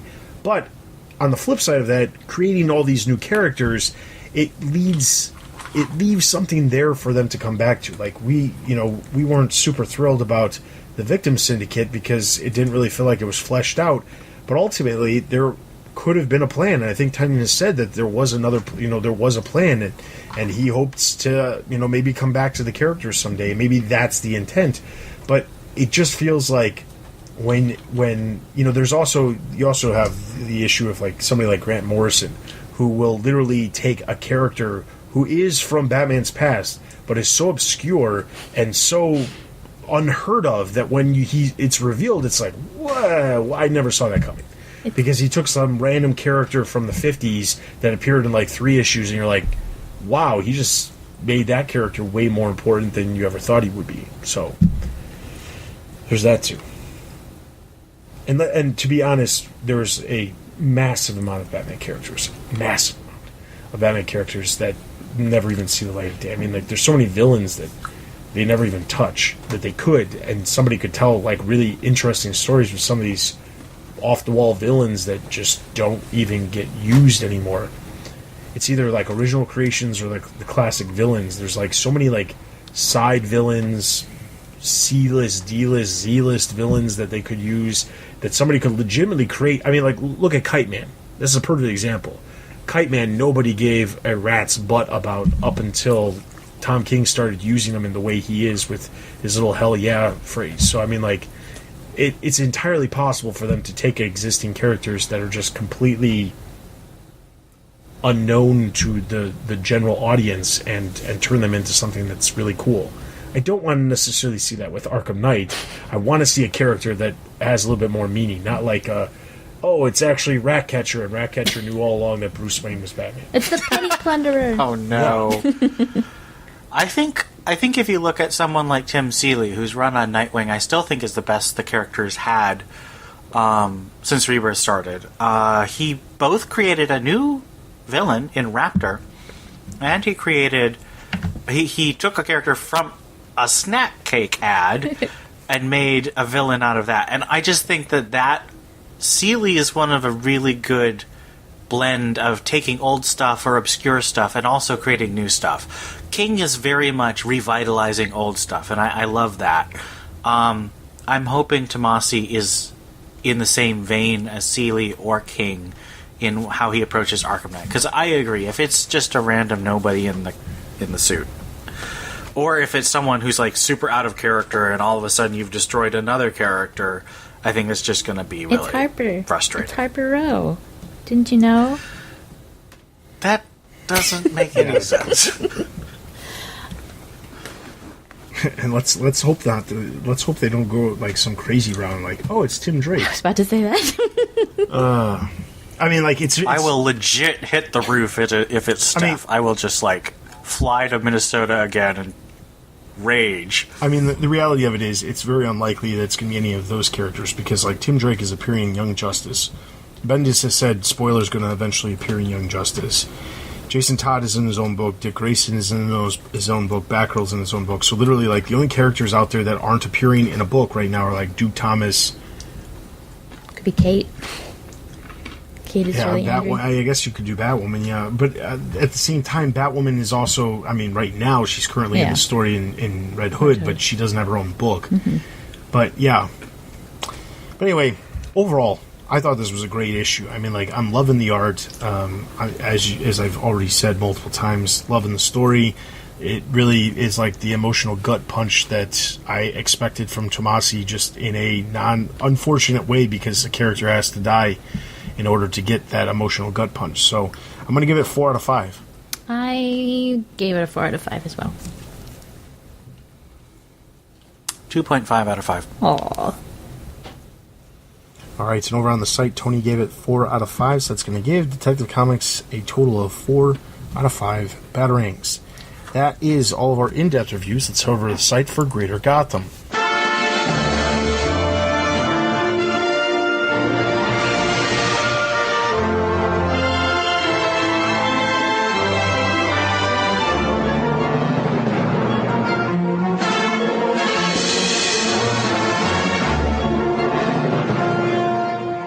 Starting off on December 19th, main TBU books, we already talked about Batman number 61, Batman 100-page comic giant number 6, Batman's pursuit of the Riddler and the mysterious egg leads him to increasingly bizarre locations throughout the DC universe. Ian reviewed this and he gave it 3 out of 5. I'm going to give this one a neutral. Abstain. Neutral. Well, no, thumbs up. The art's really, really great. Nightwing number 55, the Scarecrow sets his evil plans in motion, poisoning the populace with a toxin that makes everyone so aggressively afraid that they engage in extreme violence to fight their fear. This is reviewed by Donovan. He gave it 3.5 out of 5. I'm going to give this one a neutral, trending up. Thumbs up. Thumbs down. Catwoman number 6, Selina is loose in the governor's mansion and wants revenge on her captors, led by the governor's wife. This is by Jerry. He gave it 4 out of 5. I'm going to give this one a thumbs up. Neutral, but trending up. Neutral. Harley Quinn number 56. Harley's friend has to give away his burglar cats, and Harley helps him out despite The Horrible Attentions of a Group of Chauvinistic Male Pet Shop Owners. This review by David. He gave it 3.5 out of 5. I'm going to give this one a neutral. There were so many kitties in this issue. Thumbs up. It was cute, but really It was so heavy-handed. stupid. Oh, it was so stupid. Thumbs down. Secondary TBU books, Batman Kings of Fear number 5. In their first sit-down, Scarecrow psychologically breaks down the Batman. This is by Corbin. He got 4 out of 5. I'm going to give this one a neutral. Neutral. Thumbs up. Justice League number 14. Things aren't going so hot on Thanagar Prime, but Earth is heating up just fine. This is by Corbin. He gave it 2.5 out of 5. I'm going to give this one a neutral. Abstain. Abstain. Teen Titans number 25, Crash and Jin take a road trip as Crash tells Jin her origins. By Paul, he gave it 3.5 out of 5, and he gives this one a neutral. Thumbs up. Abstain. Secondary DC Universe books include Damage number 12. Batman appears alongside the Justice League in the issue. Jumping over to January 2nd. Now, I have to say this because I'll save this for a second. Anyway, main TBU books, Detective Comics number 995, we already talked about. Batgirl number 30, Barbara Gordon gets involved in politics to track down some Gotham troublemakers, including someone from the past, as a new story arc kicks off. This is used by Jerry. He gave it 4 out of 5. I'm going to give this one a thumbs up. Thumbs up. Thumbs way up. I'm a Batman Eternal junkie, and seeing Jason Bard and having his history with Barbara from Batman Eternal being a reference and part of the story. Oh man, I loved it. See, everybody's jumping on that Batgirl bandwagon, so go ahead and jump on now. I've already said it multiple times. Do it. Secondary TBU books, Batman Beyond number 27. After searching tirelessly for the Joker following the destruction of the new Wayne Tower and killing thousands, Terry takes a moment to reconnect with Melanie and discuss their relationship. This is by Bill. He gave it 4.5 out of 5, and he gives one a thumbs up. Thumbs up. Neutral. I'm a bit disappointed after 25 was so exciting, and this just felt like a little step down. Old Lady Harley number 3. Harley and Red Tool fight off the Bane twins in Bloodhaven before an encounter with Barbara Gordon and in her Oracle system sends them towards Vegas and the Joker. This is by David. He gave it 4 out of 5. I'm going to give this one a neutral. Which one was this again? The future Harley one. Oh, yeah. Thumbs up. Abstain. Main DC Universe books, Heroes in Crisis number 4. Sanctuary is no longer a secret. While the Justice League takes their time investigating the murders, Lois is forced to take action and unlikely alliances are forged. This is Riddell. He gave it 4.5 out of 5. I'm going to give this one a thumbs up. Thumbs up. Thumbs up. This is a really hard series, but I think it's very well done. Mm-hmm. Secondary DC Universe books, Young Justice Outsiders number 1 and 2. Shortly after the end of Young Justice Invasion, Batgirl, Miss Martian, Superboy, and Beast Boy confront Simon once again. Ian reviewed this, and he gave it 3 out of 5.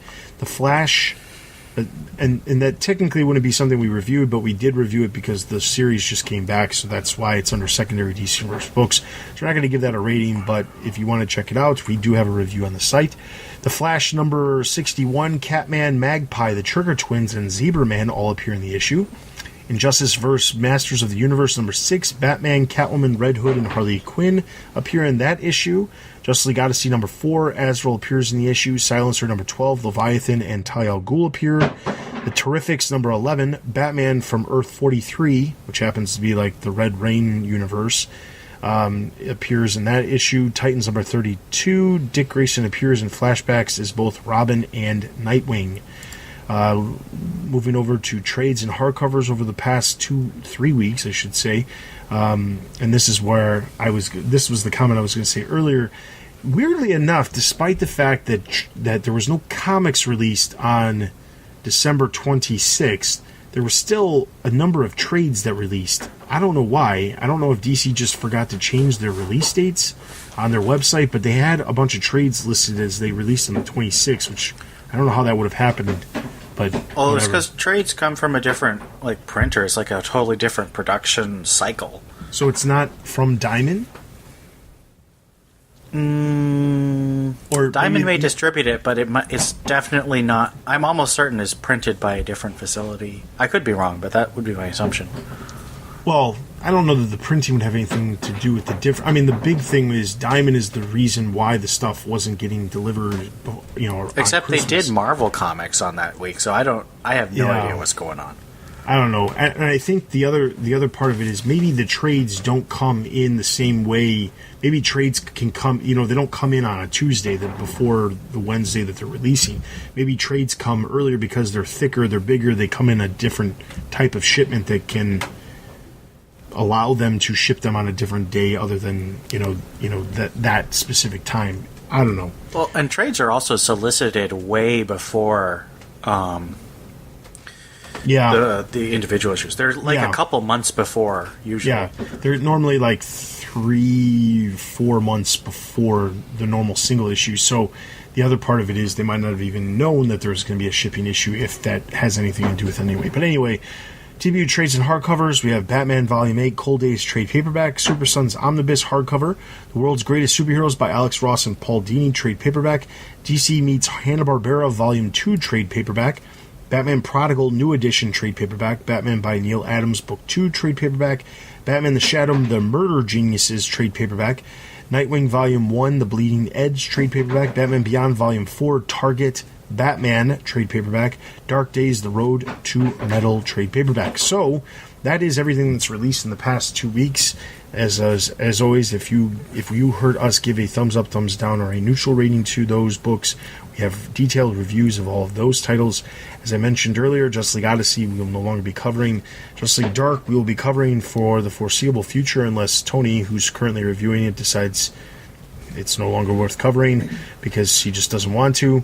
That's up to him, but those two books tend to not have a ton to do with Batman, so we're going to stop those just like we stopped Titans. And we're just going to, I guess, have more time to discuss other things because we're not talking about so many other books. So, there's also a new TBU collected as of the week of December 18th. There was a new version of Batman Europa, which is a paperback version. This released in comic stores on the 19th and then released on Amazon the following week. There's a detailed synopsis and analysis of this. You can check that out. That is a new entry for TBU Collected. Before we get into our listener Q&As, I want to quickly thank you do a call out to our Patreon supporters. Thank you, Theodis, Robert, Stephanie, Brendan, Ian, Anthony, Arturo, Erwin, Brian, Jay, Real No Deuces, and Donald. Thank you all for supporting us at the $10 and up levels. We greatly appreciate your support. As you're listening to this, as you probably are aware, I'm still behind on getting TBU Raw and TBU Extras out. We did release a bunch of them right around around Christmas time, so you guys had stuff to listen to. There was a TBU Extra for the Batman Annual number 3. There was another TBU Extra focusing on the CW Elseworlds crossover event, and then there was 2 TBU Raws, one on Batwoman on CW, and then the other one dealing with the questionable marketing of the DC Universe. So those catch us up for the month of November, but now I still have 4 episodes of content to give you guys for the month of December. So that being, I think I am one. So it's only 3 episodes for December. Either way, I've got a lot of content that needs to get created for you guys. I appreciate your patience. Nobody's really gotten on me about that. The prize package, as you're listening to this, the prize package announcement of who won should be announced.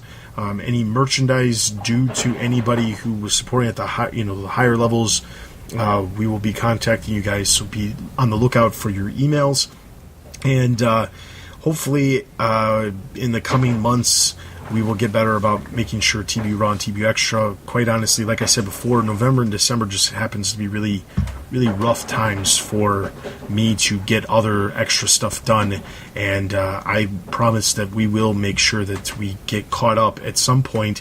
Even if it takes a little bit of time, I'm going to make sure that we get you the content that you guys are owed. So thank you very much for your support.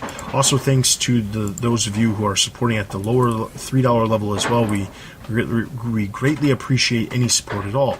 If you are so inclined to support us, you can look forward to not only the current episodes going forward of TBU Extra and TBU Raw, but also the entire back catalog of all of the other issues as well.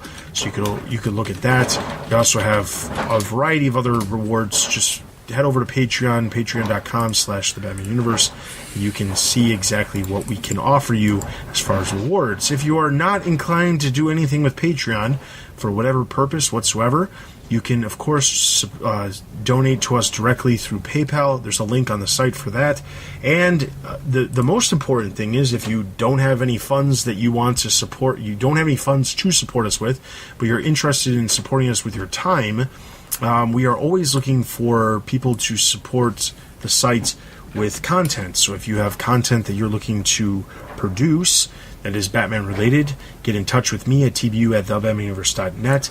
We're always looking for news writers. We're always looking for audio editors, video editors, graphic designers, website developers, designers, things like that. If you have any of those skills or talents and you'd like to lend them to the Batman Universe, please get in touch with me, tbu@thebatmanuniverse.net. And I'm going to currently say we are actually looking for some more comic book reviewers. If we could get 2 to 3 more screw it. It doesn't matter how many. We need as many as we can get.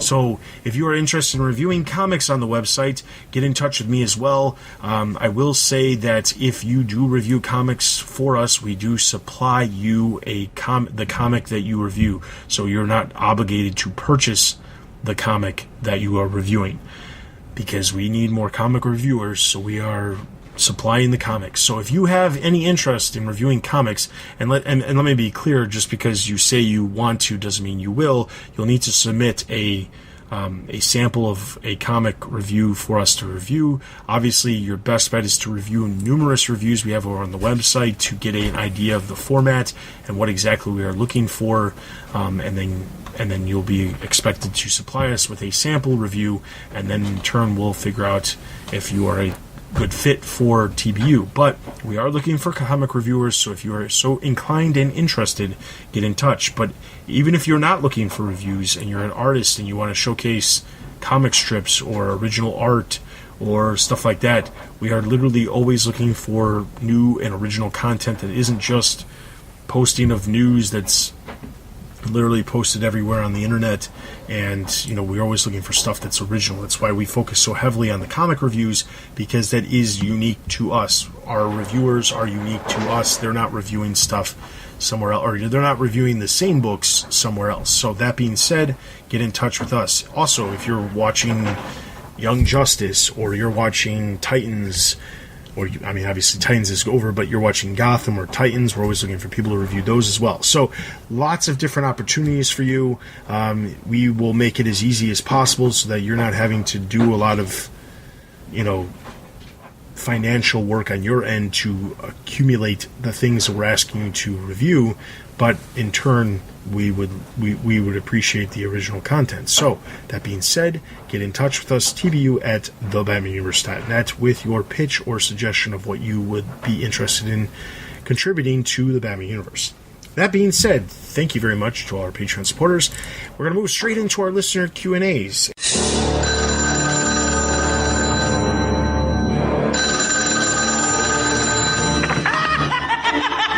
Boy, did you get a wrong number.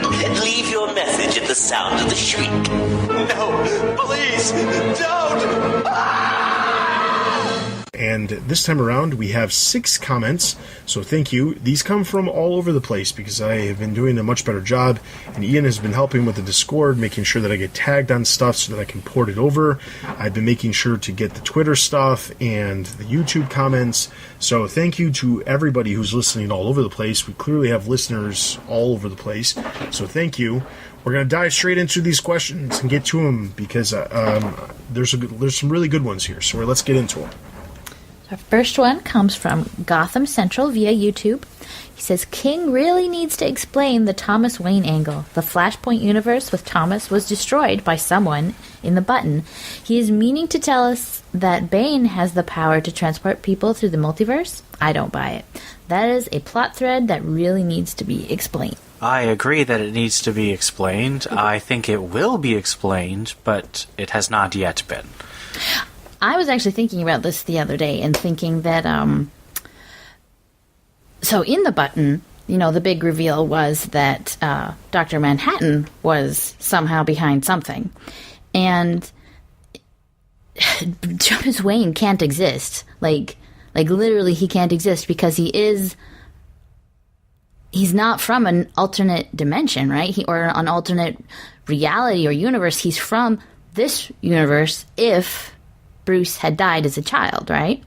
So the fact that Bruce didn't die, that Thomas can't exist. He literally physically shouldn't be there. So the only way that someone who looks like him and is pretending to be him maybe is if maybe Dr. Manhattan created some kind of weird amalgamation, or maybe that, I don't know, or created something that messes with Batman for some reason. I don't know. We don't know enough from Doomsday Clock yet to really say what his motivation is.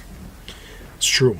Doomsday Clock is the easiest explanation, although we haven't gotten to that point. At this point in time, it should have been explained because Doomsday Clock should have actually already ended, and maybe that is the explanation, but at this point, it hasn't happened. So it is a loose end that definitely does need to get explained. I definitely agree. It is something that needs to get explained. The problem is that there are so many things that Tom King needs to explain, and it just feels like as we get closer to his goal of 105 issues, it just feels like we're getting to... There's just so many questions, and there's so little answers that are actually being answered. Like, every time we get... I honestly, I'm not going to sit here and say that we've gotten answers, because I feel like there's just been more and more questions asked of us to just believe or understand, and then like there's always these weird situations where it's like, oh well, that's going to get explained later on, or it'll all make sense by the time it's done. And I feel like we're chalking too many things up to the idea of everything's going to somehow get explained by the end. But the problem is that if that was actually true, what is the necessity to keep showcasing these things that we're not getting an answer to for 50 issues or 25 issues or whatever? I mean, it just feels like it's too long of a time frame. I mean, like, don't get me wrong, I'm going to be reading these comics, I'm going to be reviewing these comics, I'm going to be here talking about these comics in 50 issues, but the thing is, like, it's still slightly annoying as, from the view of a reader who picks up an issue and is like, oh, let me check this out, and it's like, oh, there's this awesome reveal in Batman number 50, but then you get to 51 and it doesn't pick up on any of that stuff, and you're like, so I picked up 50, I saw this awesome thing at the end that, like, could potentially change everything, but then the next issue I pick up doesn't have anything to do with it. It just, like, I'm all for long-form storytelling. I enjoy long-form storytelling, but I just feel like he just keeps giving us these moments where it's like, guess what's going to happen next? But then we don't know what's happening next for a really, really long time, and that's really annoying. So this just feels like another one of those things. Do you think that Tom King is stretching it out because the Doomsday Clock series got drawn out?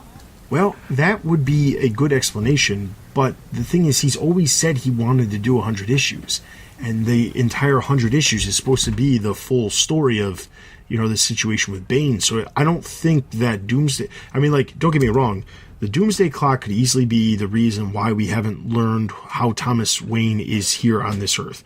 That could easily be the explanation. And the fact that we are, we're only just halfway through the series at this point, or just over halfway through the series, is part of the reason as to why this could not make sense. But the other part of this is, when you look at the fact that we're now getting like 10 issues, which is the equivalent of 5 months of content in Batman with this Nightmare arc and then the Flash story arc, the Flash crossover, when you look at those issues and putting us 5 months into the future, why wouldn't that have happened before? And like, what was the point of revealing Flashpoint Batman in 50 if the intent was to not have him show up again until, whatever was it, 59 or 60? Or 60 it was that he was 60. in. So I mean, like, 10 issues later he pops up and then it's a cliffhanger for potentially another 10 issues until 70. It's like, that's a lot of time. And the thing is, I don't think Doomsday Clock is the type of series where everything's going to get explained at the very end. Yeah. Like, the timeline thing, the multiverse, all that stuff is probably going to get explained here in the next couple months. So, like, the purpose of having Thomas Wayne show up now, I mean, like, I'm not going to say he couldn't have done the 50 thing, because that's, that's just like a tease of what's to come. But the cliffhanger at the end of 60 is the real moment that's like, okay, well, now we're diving into this, but we still haven't the foggiest idea of how this is even remotely possible. So, yeah. All right, next comment comes from Weird Science DC Comics via Twitter. He says, listening to episode 262, King killed Batman in Everyone Loves Ivy story. Superman killed him, and that's what King was talking about. Morrison's quote.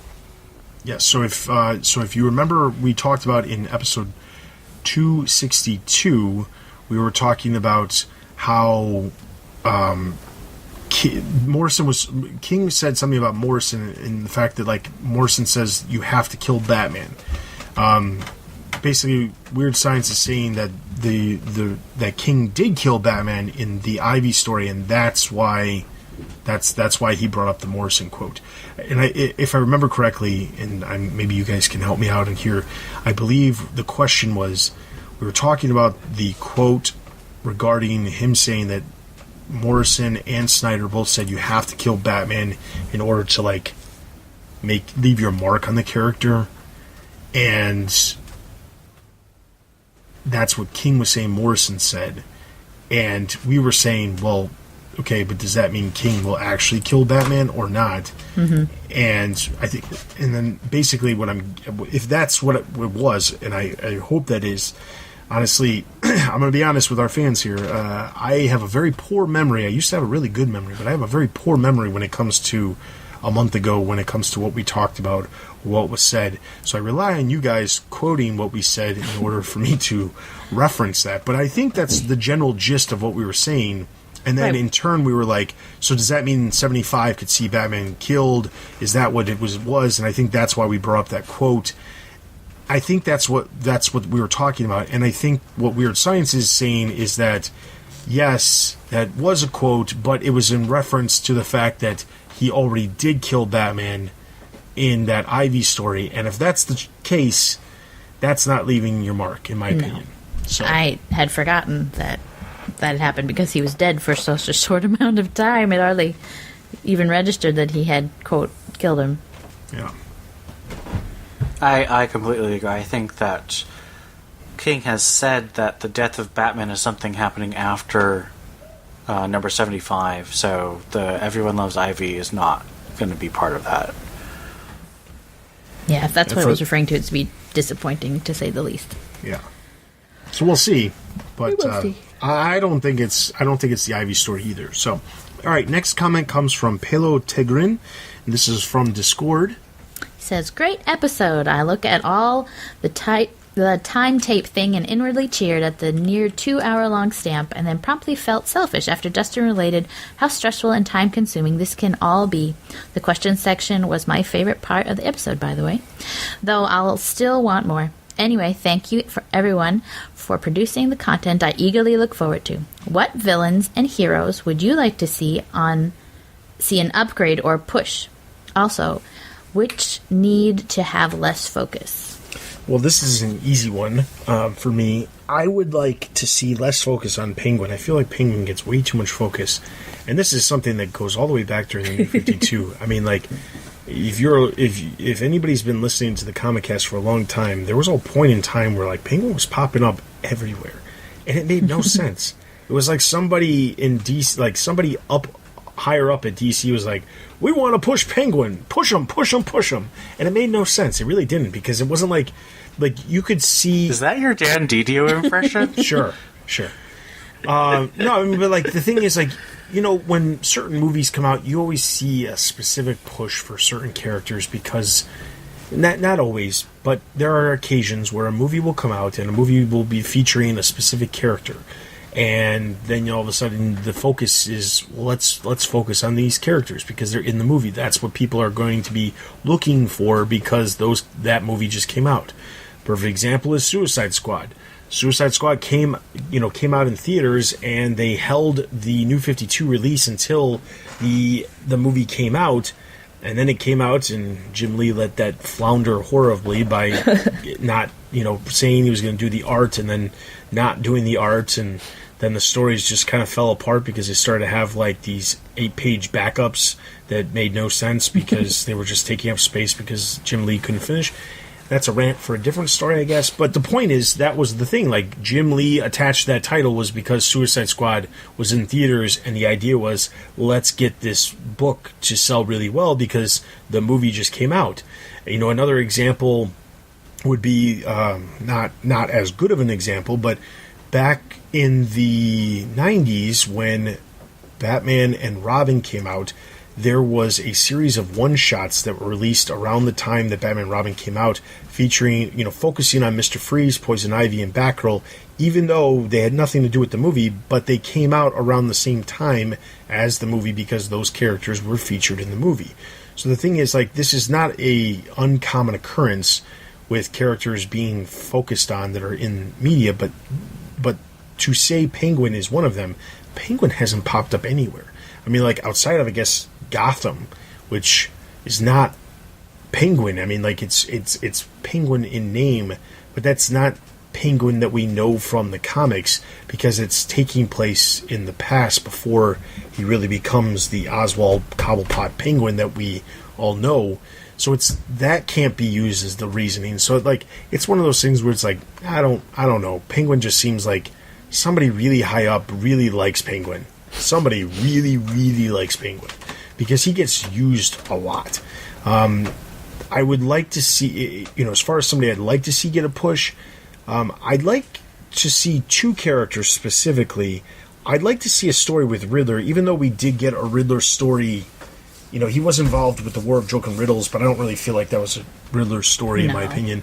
And the other Riddler story was during Zero Year with Scott Snyder, but I didn't like that portrayal of Riddler at all. I want to get Riddler back to, like, the, very, very, the very thoughtful, very smart character. Snyder tried to do that with some of the dialogue, but I don't really feel like the character... I felt like the Riddles stuff was still way over the top because it was like a blend of, let's have more dialogue that's current, but the stuff that he's doing is really, really like the 60s version of the Frank Gorshin, Riddler. So I want to see Riddler. Like, I really did like Riddler before the New 52. The fact that he was a good guy because he reformed didn't take away from the character. But I thought that the version of the Riddler from before, like Gotham City Sirens and even some of the other stuff that Paul Dini was doing, I thought that his version of Riddler was really good. So I'd like to see more of that. Another character that I would like to see redone, or not redone, but updated, is Hush, because I feel like Hush, and this really just comes down to, I really liked Paul Dini's stuff before the New 52. He was doing really good things with a lot of characters. Even the characters that he was original creations that he was doing were interesting characters. And a lot of them just completely fell off the face of the earth after the New 52 because he wasn't on a book. So I would like to see... just lost my complete Hush. mind. Hush. Tommy yes. Elliott. Oof. Yes, Tommy Elliott, because Heart of Hush was a great storyline. And... I would like to see Hush. I mean, like, he appeared in Batman Eternal, but honestly, he was like second fiddle to a lot of other characters. So I'd like to see him have a bigger role, maybe just another story arc or something like that, just to kind of But I mean, you could do that with a lot of characters. There's a lot of characters, and I said this earlier. Like, there's a lot of B, C, D, Z list villains that you could easily tell stories about too. Like. Some of the characters that Grant Morrison, like, as crazy as some of the stuff that Grant Morrison did, some of the characters that he picked out of obscurity and kind of like played with, some of those characters that turned out like really, really interesting. I feel like there's a lot of writers who could do that. Like, you give them free reins to like change stuff around with some characters. Like, you take a character like Zebra Man, for example, or like, you know, Batmite would be an interesting character just because he's so abnormal. Like, you'd let them do something with one of those characters that's so outside the box and say, like, listen, you know, I'm coming in, we're going to let you write something, what do you want to do? And the writer's just like, well, I want to go all out, but I want to go all out with, you know, Condiment King. Or I want to go all out with Crazy Quilt. Or I want to go all out with Catman. I mean, Catman hasn't really been in anything outside of Secret Six for a really long time. So, I mean, like, I feel like there's a lot of characters, or like somebody like Magpie, like, they're always, you know, there's a lot of people online who wish there was more female villains and things like that outside of the portrayal of Harley, Catwoman, and Poison Ivy, which most of them in some way or another have been reformed to a degree, where there's a group of fans that want them to not be just straight murderous villains. So then focus on some of the other characters. Magpie is a perfect example. They tried to really do something with that character with Beware the Batman, but it didn't ultimately work because that series focused on a lot of different characters and didn't have a lot of time to really develop any of the characters into anything. But I think Magpie could be an interesting character that somebody could do something with too. So, I mean, there's a lot of characters. I mean, literally, you could pull out, like, I have, you know, the Batman Encyclopedia by Robert Greenberger. There's so many characters in that book that, like, I've never read a comic with them because a lot of my reading starts in the 90s and goes forward, and I don't have a lot of time to read a lot of the older stuff. So my experience with some of these characters is just, you know, reading it as I go or reading it for a specific, you know, review that we're talking about or things like that.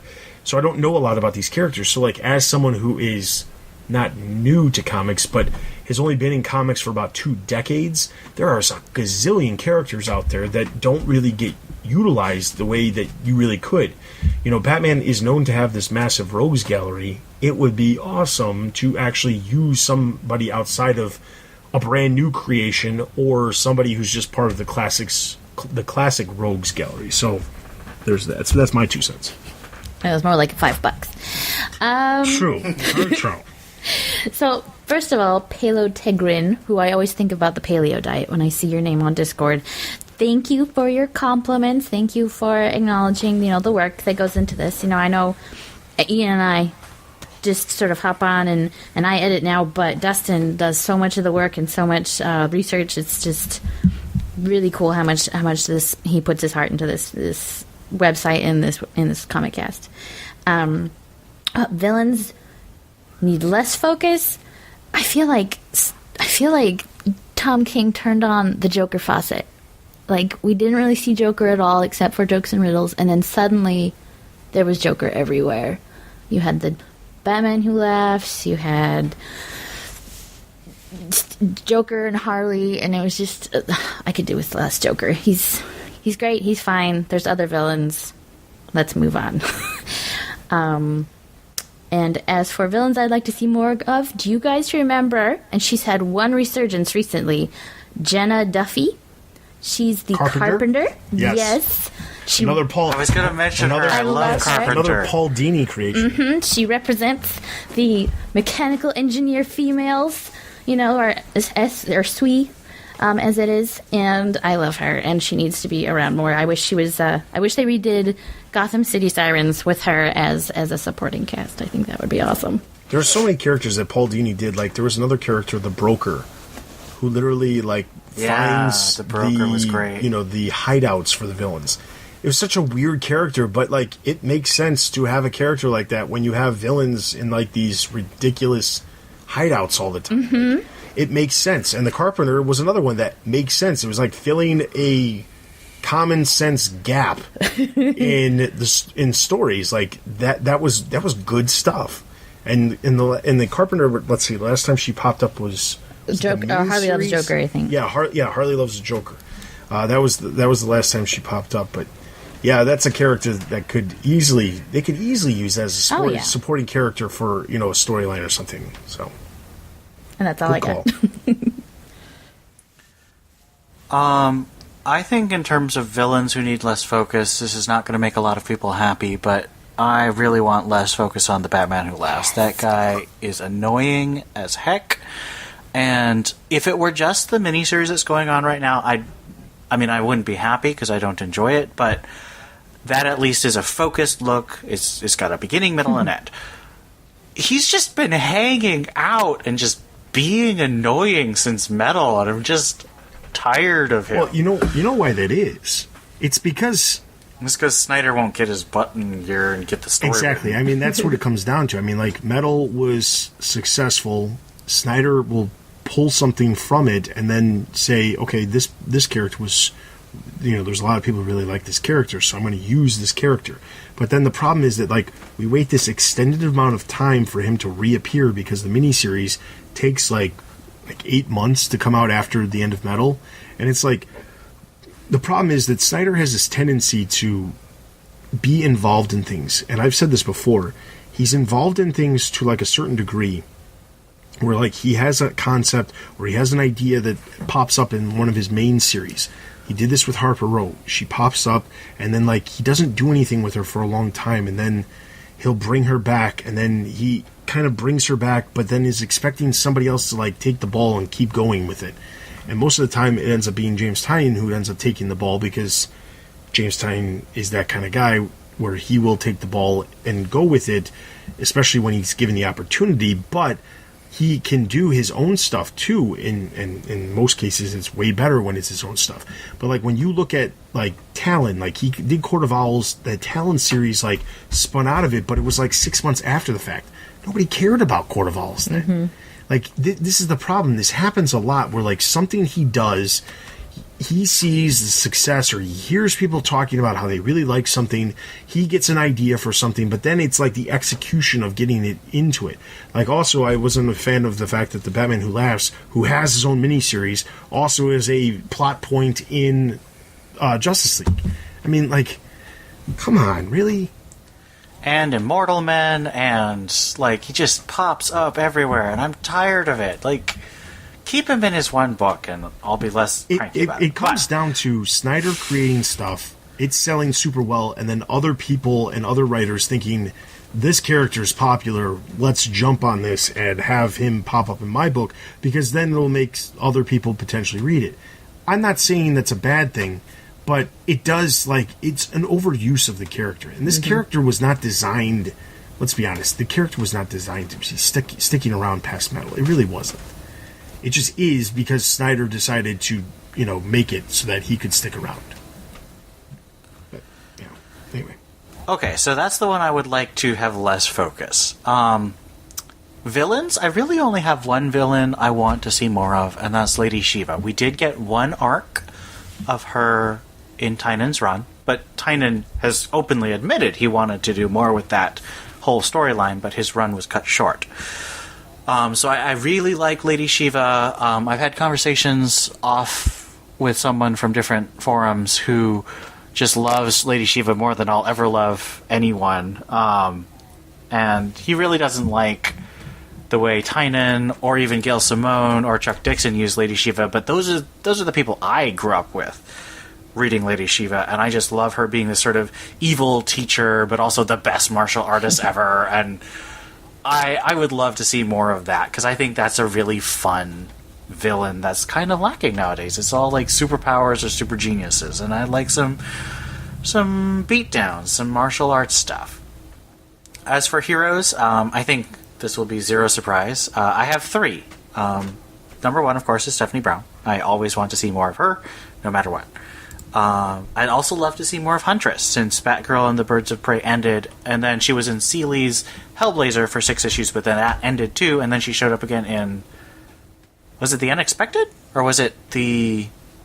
one of those New Age of Hero books, but it was confusing. Duke Thomas was there too.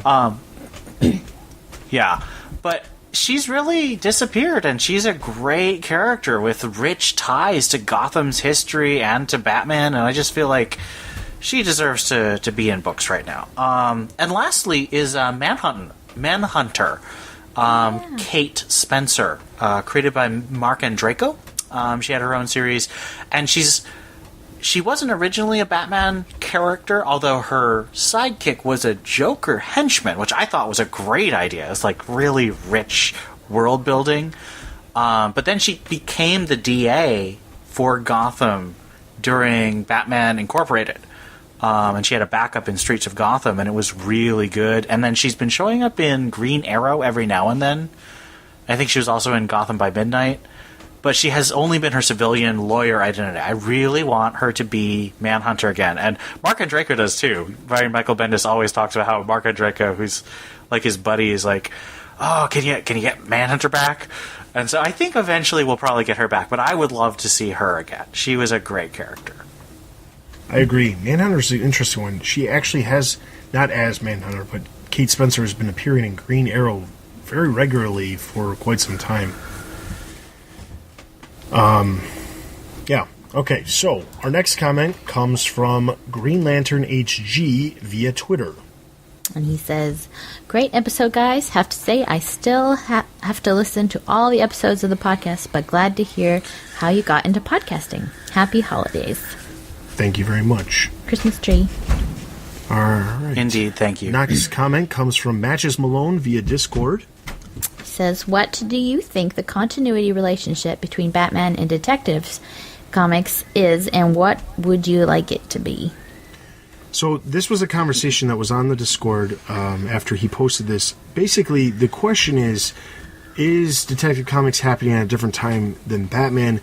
And we've talked about this before on the podcast, but the problem is that it can't happen completely different times. Like, this cannot be like Batman takes place and then Detective takes place after this story arc or something like that, because of the Monster Men. The Monster Men is the issue with the connection between, potentially different timelines, is the fact that Detective Comics and Batman both tied into Night of the Monster Men, which directly connected the two timelines of the two series. Now, the issue is that there are clearly a bunch of continuity issues when it comes to different things. You have people like James Gordon yelling at Batman in one issue and destroying the bat signal, and then the next week in Detective Comics, he's calling Batman to investigate a set of dead bodies in an aquarium. So there's definitely a disconnect. It comes down to there's two different editors on Detective and Batman. There's one editor, Jamie S. Rich, on Batman with Tom King, and then there's Chris Conroy, who is with, right now, Peter Tomasi on Detective Comics, and that is why there's a disconnect. Gone are the days before the New 52 where there is a Batman group editor. Actually, there was one for the majority of the New 52 as well. But before, it was Mike Martz, who came from Marvel, who was in charge of the X-Men books, which, if I know just from knowledge of reading things online, the X-Men books were extremely connected. Mike Martz came over, became the Batman group editor, and while he was group editor, a lot of stuff was like very, very connected. Then you get to Mark Doyle, and his stuff wasn't as connected, but a lot of that was chalked up to, well, it's because of the New 52, and the New 52, not everything has to be connected because we don't want to force people to have to read multiple crossovers and all of that, even though they still had them. Now we're at a point where the two main Bat books are headed up by two different editors. There's nobody on over each one of them that also controls what's going on in all of the books. You also have Conroy editing a certain group of books, while Rich edits a different group of books, and then some of them, or each one of them, I think, also edits other books outside of the Bat book. So their attention is torn in a bunch of different ways, but the biggest thing is because there's not one editor in charge of everything, making sure that everything is connected and everything makes sense, that's why there's a disconnect. The other reason is because Batman and Detective Comics are double shipping. I think that the shipping schedule and the schedule itself with getting everything done has issues with where things line up. Like, Peter Tomasi could have submitted the story of Gordon, calling Batman to investigate the murder at the aquarium months ago, because Doug Mankey's doing issues, and he's doing all of these issues up to 1,000. It's not like he's taking a break. So because of that, he had these well in advance so that they would have a really, really good head start on what they were doing. That's part of the reason why we believe that Robinson was on Detective for that story arc. But anyway, the thing is, that could have happened before Tom King ever even turned in his script for Batman 59, where Gordon destroys the bat signal, or I think it was 60, but whatever. the point is, that's the problem. What would I like it to be? I'd like it to all be cohesive. I'd like it to make sense. But honestly, this just seems like it's too much to ask of DC at this point. I mean, the big thing is, it's not going to change until Tom King's not on, until he's not on Batman. And it's not specifically because of Tom King and his writing style or anything like that, but Jamie Rich is over Batman because Tom King wanted him to be over Batman. Just like Mark Doyle was over Batman because Scott Snyder wanted him to be over Batman. The issue is that those writers get the editor that they want, and then the other books, well, they get the other editors. So the thing is, like, that's the problem. So honestly, until Tom King's done, and either Rich moves on to a different group of books or something like that, I don't see it changing, unfortunately. But I would like to see it cohesive. I'd like to see references to what's happening the week before. Because, to be quite honest, getting 4 weeks of Batman and Detective Comics, and them switching off, it's the perfect opportunity for them to, like, hint at other things and, like, reference and do those little editor's notes. And that's called cross-promotion. It's a simple, common thing known in marketing as cross-promotion, promoting your other material and getting people to go pick up the other stuff that you're selling. But for whatever reason, they just... Dustin, you just want a triangle era for the Batman books, don't you? Well, I mean, I here's the thing. I don't know exactly all... Okay. I would not mind being the editor of the Bat books, but quite honestly, I can't honestly say that I know everything that would go into it. I know how to edit things, and I know how to keep things straight. Just look at the website. But at the same time, I'm sure... But do you know what the triangle era was? What? So Superman back in the 90s into the early 2000s was... I thought you said... In the triangle era, where they had a title every single week, and literally every book was tied together in one story. Yeah. And they would tell you, this was number 1, this is number 2, read this, read this, read this, and they would tell you exactly what order to read everything in. And that would be a great idea. I mean, like, I wouldn't be opposed to that. I did not know that you said the triangle. I thought you said trying out for the editor of the Bat books. I thought that's what you were saying. So Well, that also is a great idea. I sometimes my ego can be big, but I honestly don't know that I'm completely qualified to be the editor of the Bat books. That being said, I do feel like I could do a better job of keeping things within a better continuity stream than the way we've seen them during Rebirth and definitely the New 52, because a lot of times it just feels like stuff is just going on and they don't have any desire to, like, work together.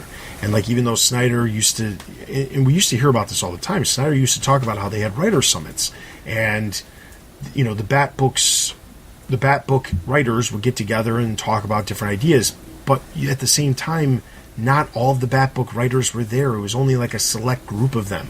And now you have writer summits at DC, where the DC has writer summits, I think, like twice a year. But the thing is, like, it's just everybody at DC. It's not like, here's a group of books that makes sense to go together and you know, work together. It just is, you know, like Superman books right now will probably have more going together for them because Bendis is writing both action and Superman. I don't know about Supergirl or, you know, how Super Sons plays into it. Well, I know how Super Sons plays into it. Doesn't at all. Well, Supergirl, as I said, is being done by Mark Andreyko, who's a big buddy of Bendis. So it's basically the same situation as, like, Snyder and Tynan. So, I mean, in that regard, the Superman books are probably more cohesive right now than what we're getting in the Bat books, which is sad. So, it feels like, at least emotionally, they're trying to connect the book. Like, they are torturing Batman emotionally in both books. So I wonder if that's maybe an attempt to bring it together. Of course, that means Alfred probably needs some serious counseling now because he's been attempted to be sniped from a helicopter and then immediately after apparently was stabbed with a sword. So poor guy there. But and remember, we did have that very, very, very long night of 4 months where Bruce is telling Selina the story of jokes and riddles. That could have offset the timelines a little bit. Well, King has also said that there's like at least 3, possibly 6 month gap between number 49 and 50, between when Catwoman gets shot, and then she's jumping off rooftops again. So he's saying that they needed time to heal up. So that's how there's an unspecified amount of time that King is playing with, and I think that allows for a lot of fudging right now. I'm okay with them not being completely tied together, but it would be nice if they at least referenced each other.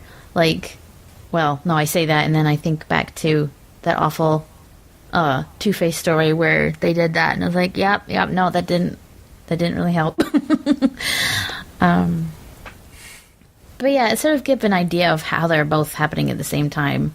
Just at least mentioning, oh yeah, my marriage was last week. No, it didn't go so well. I don't know. That would at least help understand. But then you have, what was it? I didn't read it. Ugh. But there was the Justice League where Batman was in the full body cast for a little bit, and that never got mentioned anywhere either. Oh, yeah. Okay, our final comment comes from ACN, and this was via Discord. And he says, why are there no longer any Batman/Bat Family crossover events on the scope of NML or Nightfall? No Man's Land. No Man's Land. I think you meant, is it a lack of vision, communication, or laziness? So, there's a simple answer for this, and then there's the real answer for this. The simple answer is, it is laziness and communication and vision. But the real answer is, like I was talking about before with the editors, it really just comes down to the stuff isn't connected because there's not somebody overseeing it. The last time we really saw a lot of the big events, and I know Nightfall and No Man's Land are always called out as real big events. No Man's Land, probably the biggest one. And the editor at the time was Denny O'Neil, and he was a masterful editor. I mean, that's the guy who, if you were an editor, that's who you would want to be, in my opinion. But I think that there has been other ones over time. I mean, like when you look at the entire Grant Morrison, like the fallout of Final Crisis and Batman R.I.P., if you look at the fallout of that stuff, and you look at all the Bat books, and you look at how all the books play together with each other, and this goes back to, like I was saying, Mike Martz, he was really good about making sure that the other books were reactive to what was going on in the other titles. You had Robin end, and then Robin relaunched as Red Robin, but it was dealing with basically the fallout of Bruce Wayne not being around, but him being convinced that he was still alive, he just didn't know where. You had Stephanie Brown becoming Batgirl, and you saw that was kind of like fallout of what was happening in Birds of Prey. There was a lot of stuff that was happening in the Bat books that just worked together. And then you had the entire Batman Battle for the Cowl, which, I mean, that ended a lot of different series and then relaunched a bunch of stuff, but it all played together. It all made sense to go with each other. And then you had Batman Reborn, where there was a bunch of one-shots that tied into the main series that dealt with Bruce Wayne returning and that kind of stuff. And it would just work seamlessly. When you look at some of the crossovers that they say are crossovers over the past 7 years, you look at Night of the Owls, where basically a reference to a character in a book is meant to be a nod to it being part of a crossover. You look at the 0 year issues where they're all taking place during the specific time. Those weren't bad, but they're not actually interacting with each other. It's just saying this is a crossover. The biggest thing is that there's a lack of direction when it comes from higher up. The higher ups are giving certain creators a lot of creative input of what happens, and that stuff is affecting the rest of the universe, but not in the way that is cohesive to all the other creators. Scott Snyder, for the longest time, because he sold the most books, he had basically full reign of doing whatever he wanted with whatever characters he wanted. So much so that when they eventually got to the point where they're we want to do things like Batman Eternal, his name's on it, he's helping plot it, but really it's somebody else who's doing it. He's getting he got a lot of credit for Batman Eternal, and then by the end of it he was well, this really wasn't my thing. By the time they announced Batman Robin Eternal, his name was on it again, but he was telling everybody up front that he was really just an advisor. He had little to nothing to do with the series, because it was really Tynan. And the thing is, like, I think DC they get a creator that's doing really, really well on something, and they just give them too much power. I really feel like that's happening a lot. King is the perfect example of that. He's on Batman. He gets to control a lot of the stuff that's happening. That's why we saw this stuff happen with Dick Grayson, and then the fallout from that, which is affecting the Nightwing series, which took it in a completely different direction. And I don't think that that's such a good idea. It's not to say you can't have like a main creator who's in charge of like the ideas, but the editor is the one who's supposed to control the fallout into the other books. A creator cannot control everything, and I feel like that's happened. Grant Morrison had a lot of input, but the stuff that was happening, the fallout from the stuff that he was doing, was controlled by the editorial team, controlled by the higher-ups, and saying, like, okay, let's make this make sense because of what he's doing. So that's my explanation as to why it's not happening. I have two things I've been thinking about this question. I think you're absolutely right in terms of the interpersonal dynamics and the managerial styles that are going on right now. I think that we actually have had similar events to No Man's Land. Because if you think about it, a good 70 to 90% of No Man's Land was just stories about what was happening in the No Man's Land. They didn't necessarily move it forward. It was just, this is the status quo, and this is a story. And it's branded No Man's Land, but it's not necessarily part of a big, like, epic story. If you look at something like, let's see, what are the two examples I got? The two examples I have, of course, are going to be Super Heavy and Batman Eternal. Batman Eternal obviously is a weekly comic written by a team of 5 writers and has like 1 billion artists.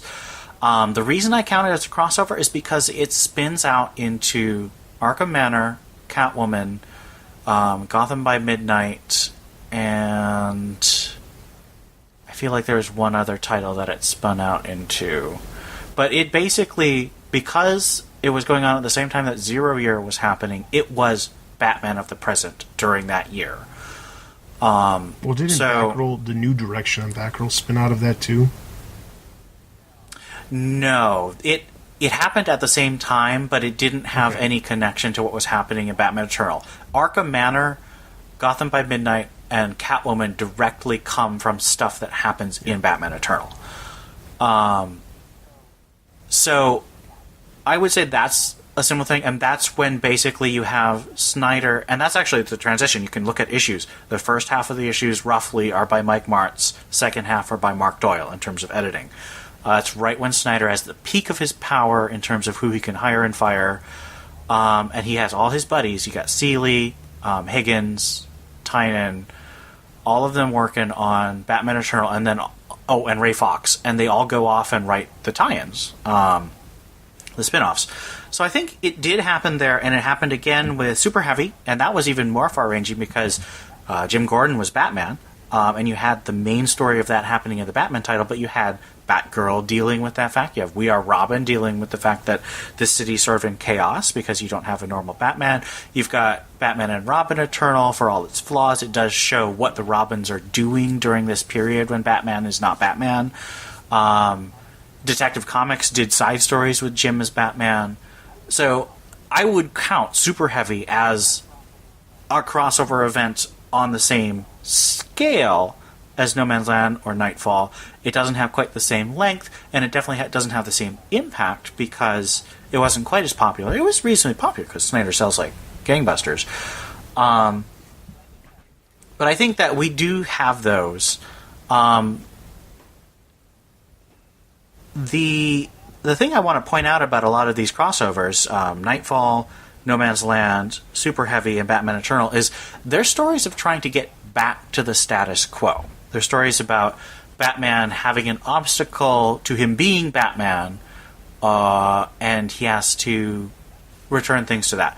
A lot of crossovers and a lot of storylines that are happening now and have been unsuccessful in the past, I would point out to something like War Games, are stories where they're trying to change Batman. They're trying to change Batman's status quo. I think a good Batman crossover is one where the uniqueness is in the problem. It's it's the situation. Gotham is cut off from everything and is a war zone controlled by criminal lords. Or Gotham is being taken over by this secret plot by an unknown villain, and over a year, these machinations sort of what Batman has amnesia, and Jim Gordon has to be Batman for a year. Batman's back is broken, and Jean Paul Valley has to be Batman. Like, all of these things are things that disrupt Batman's status quo, and the goal of the story is to get him back to being Batman. That is what you want.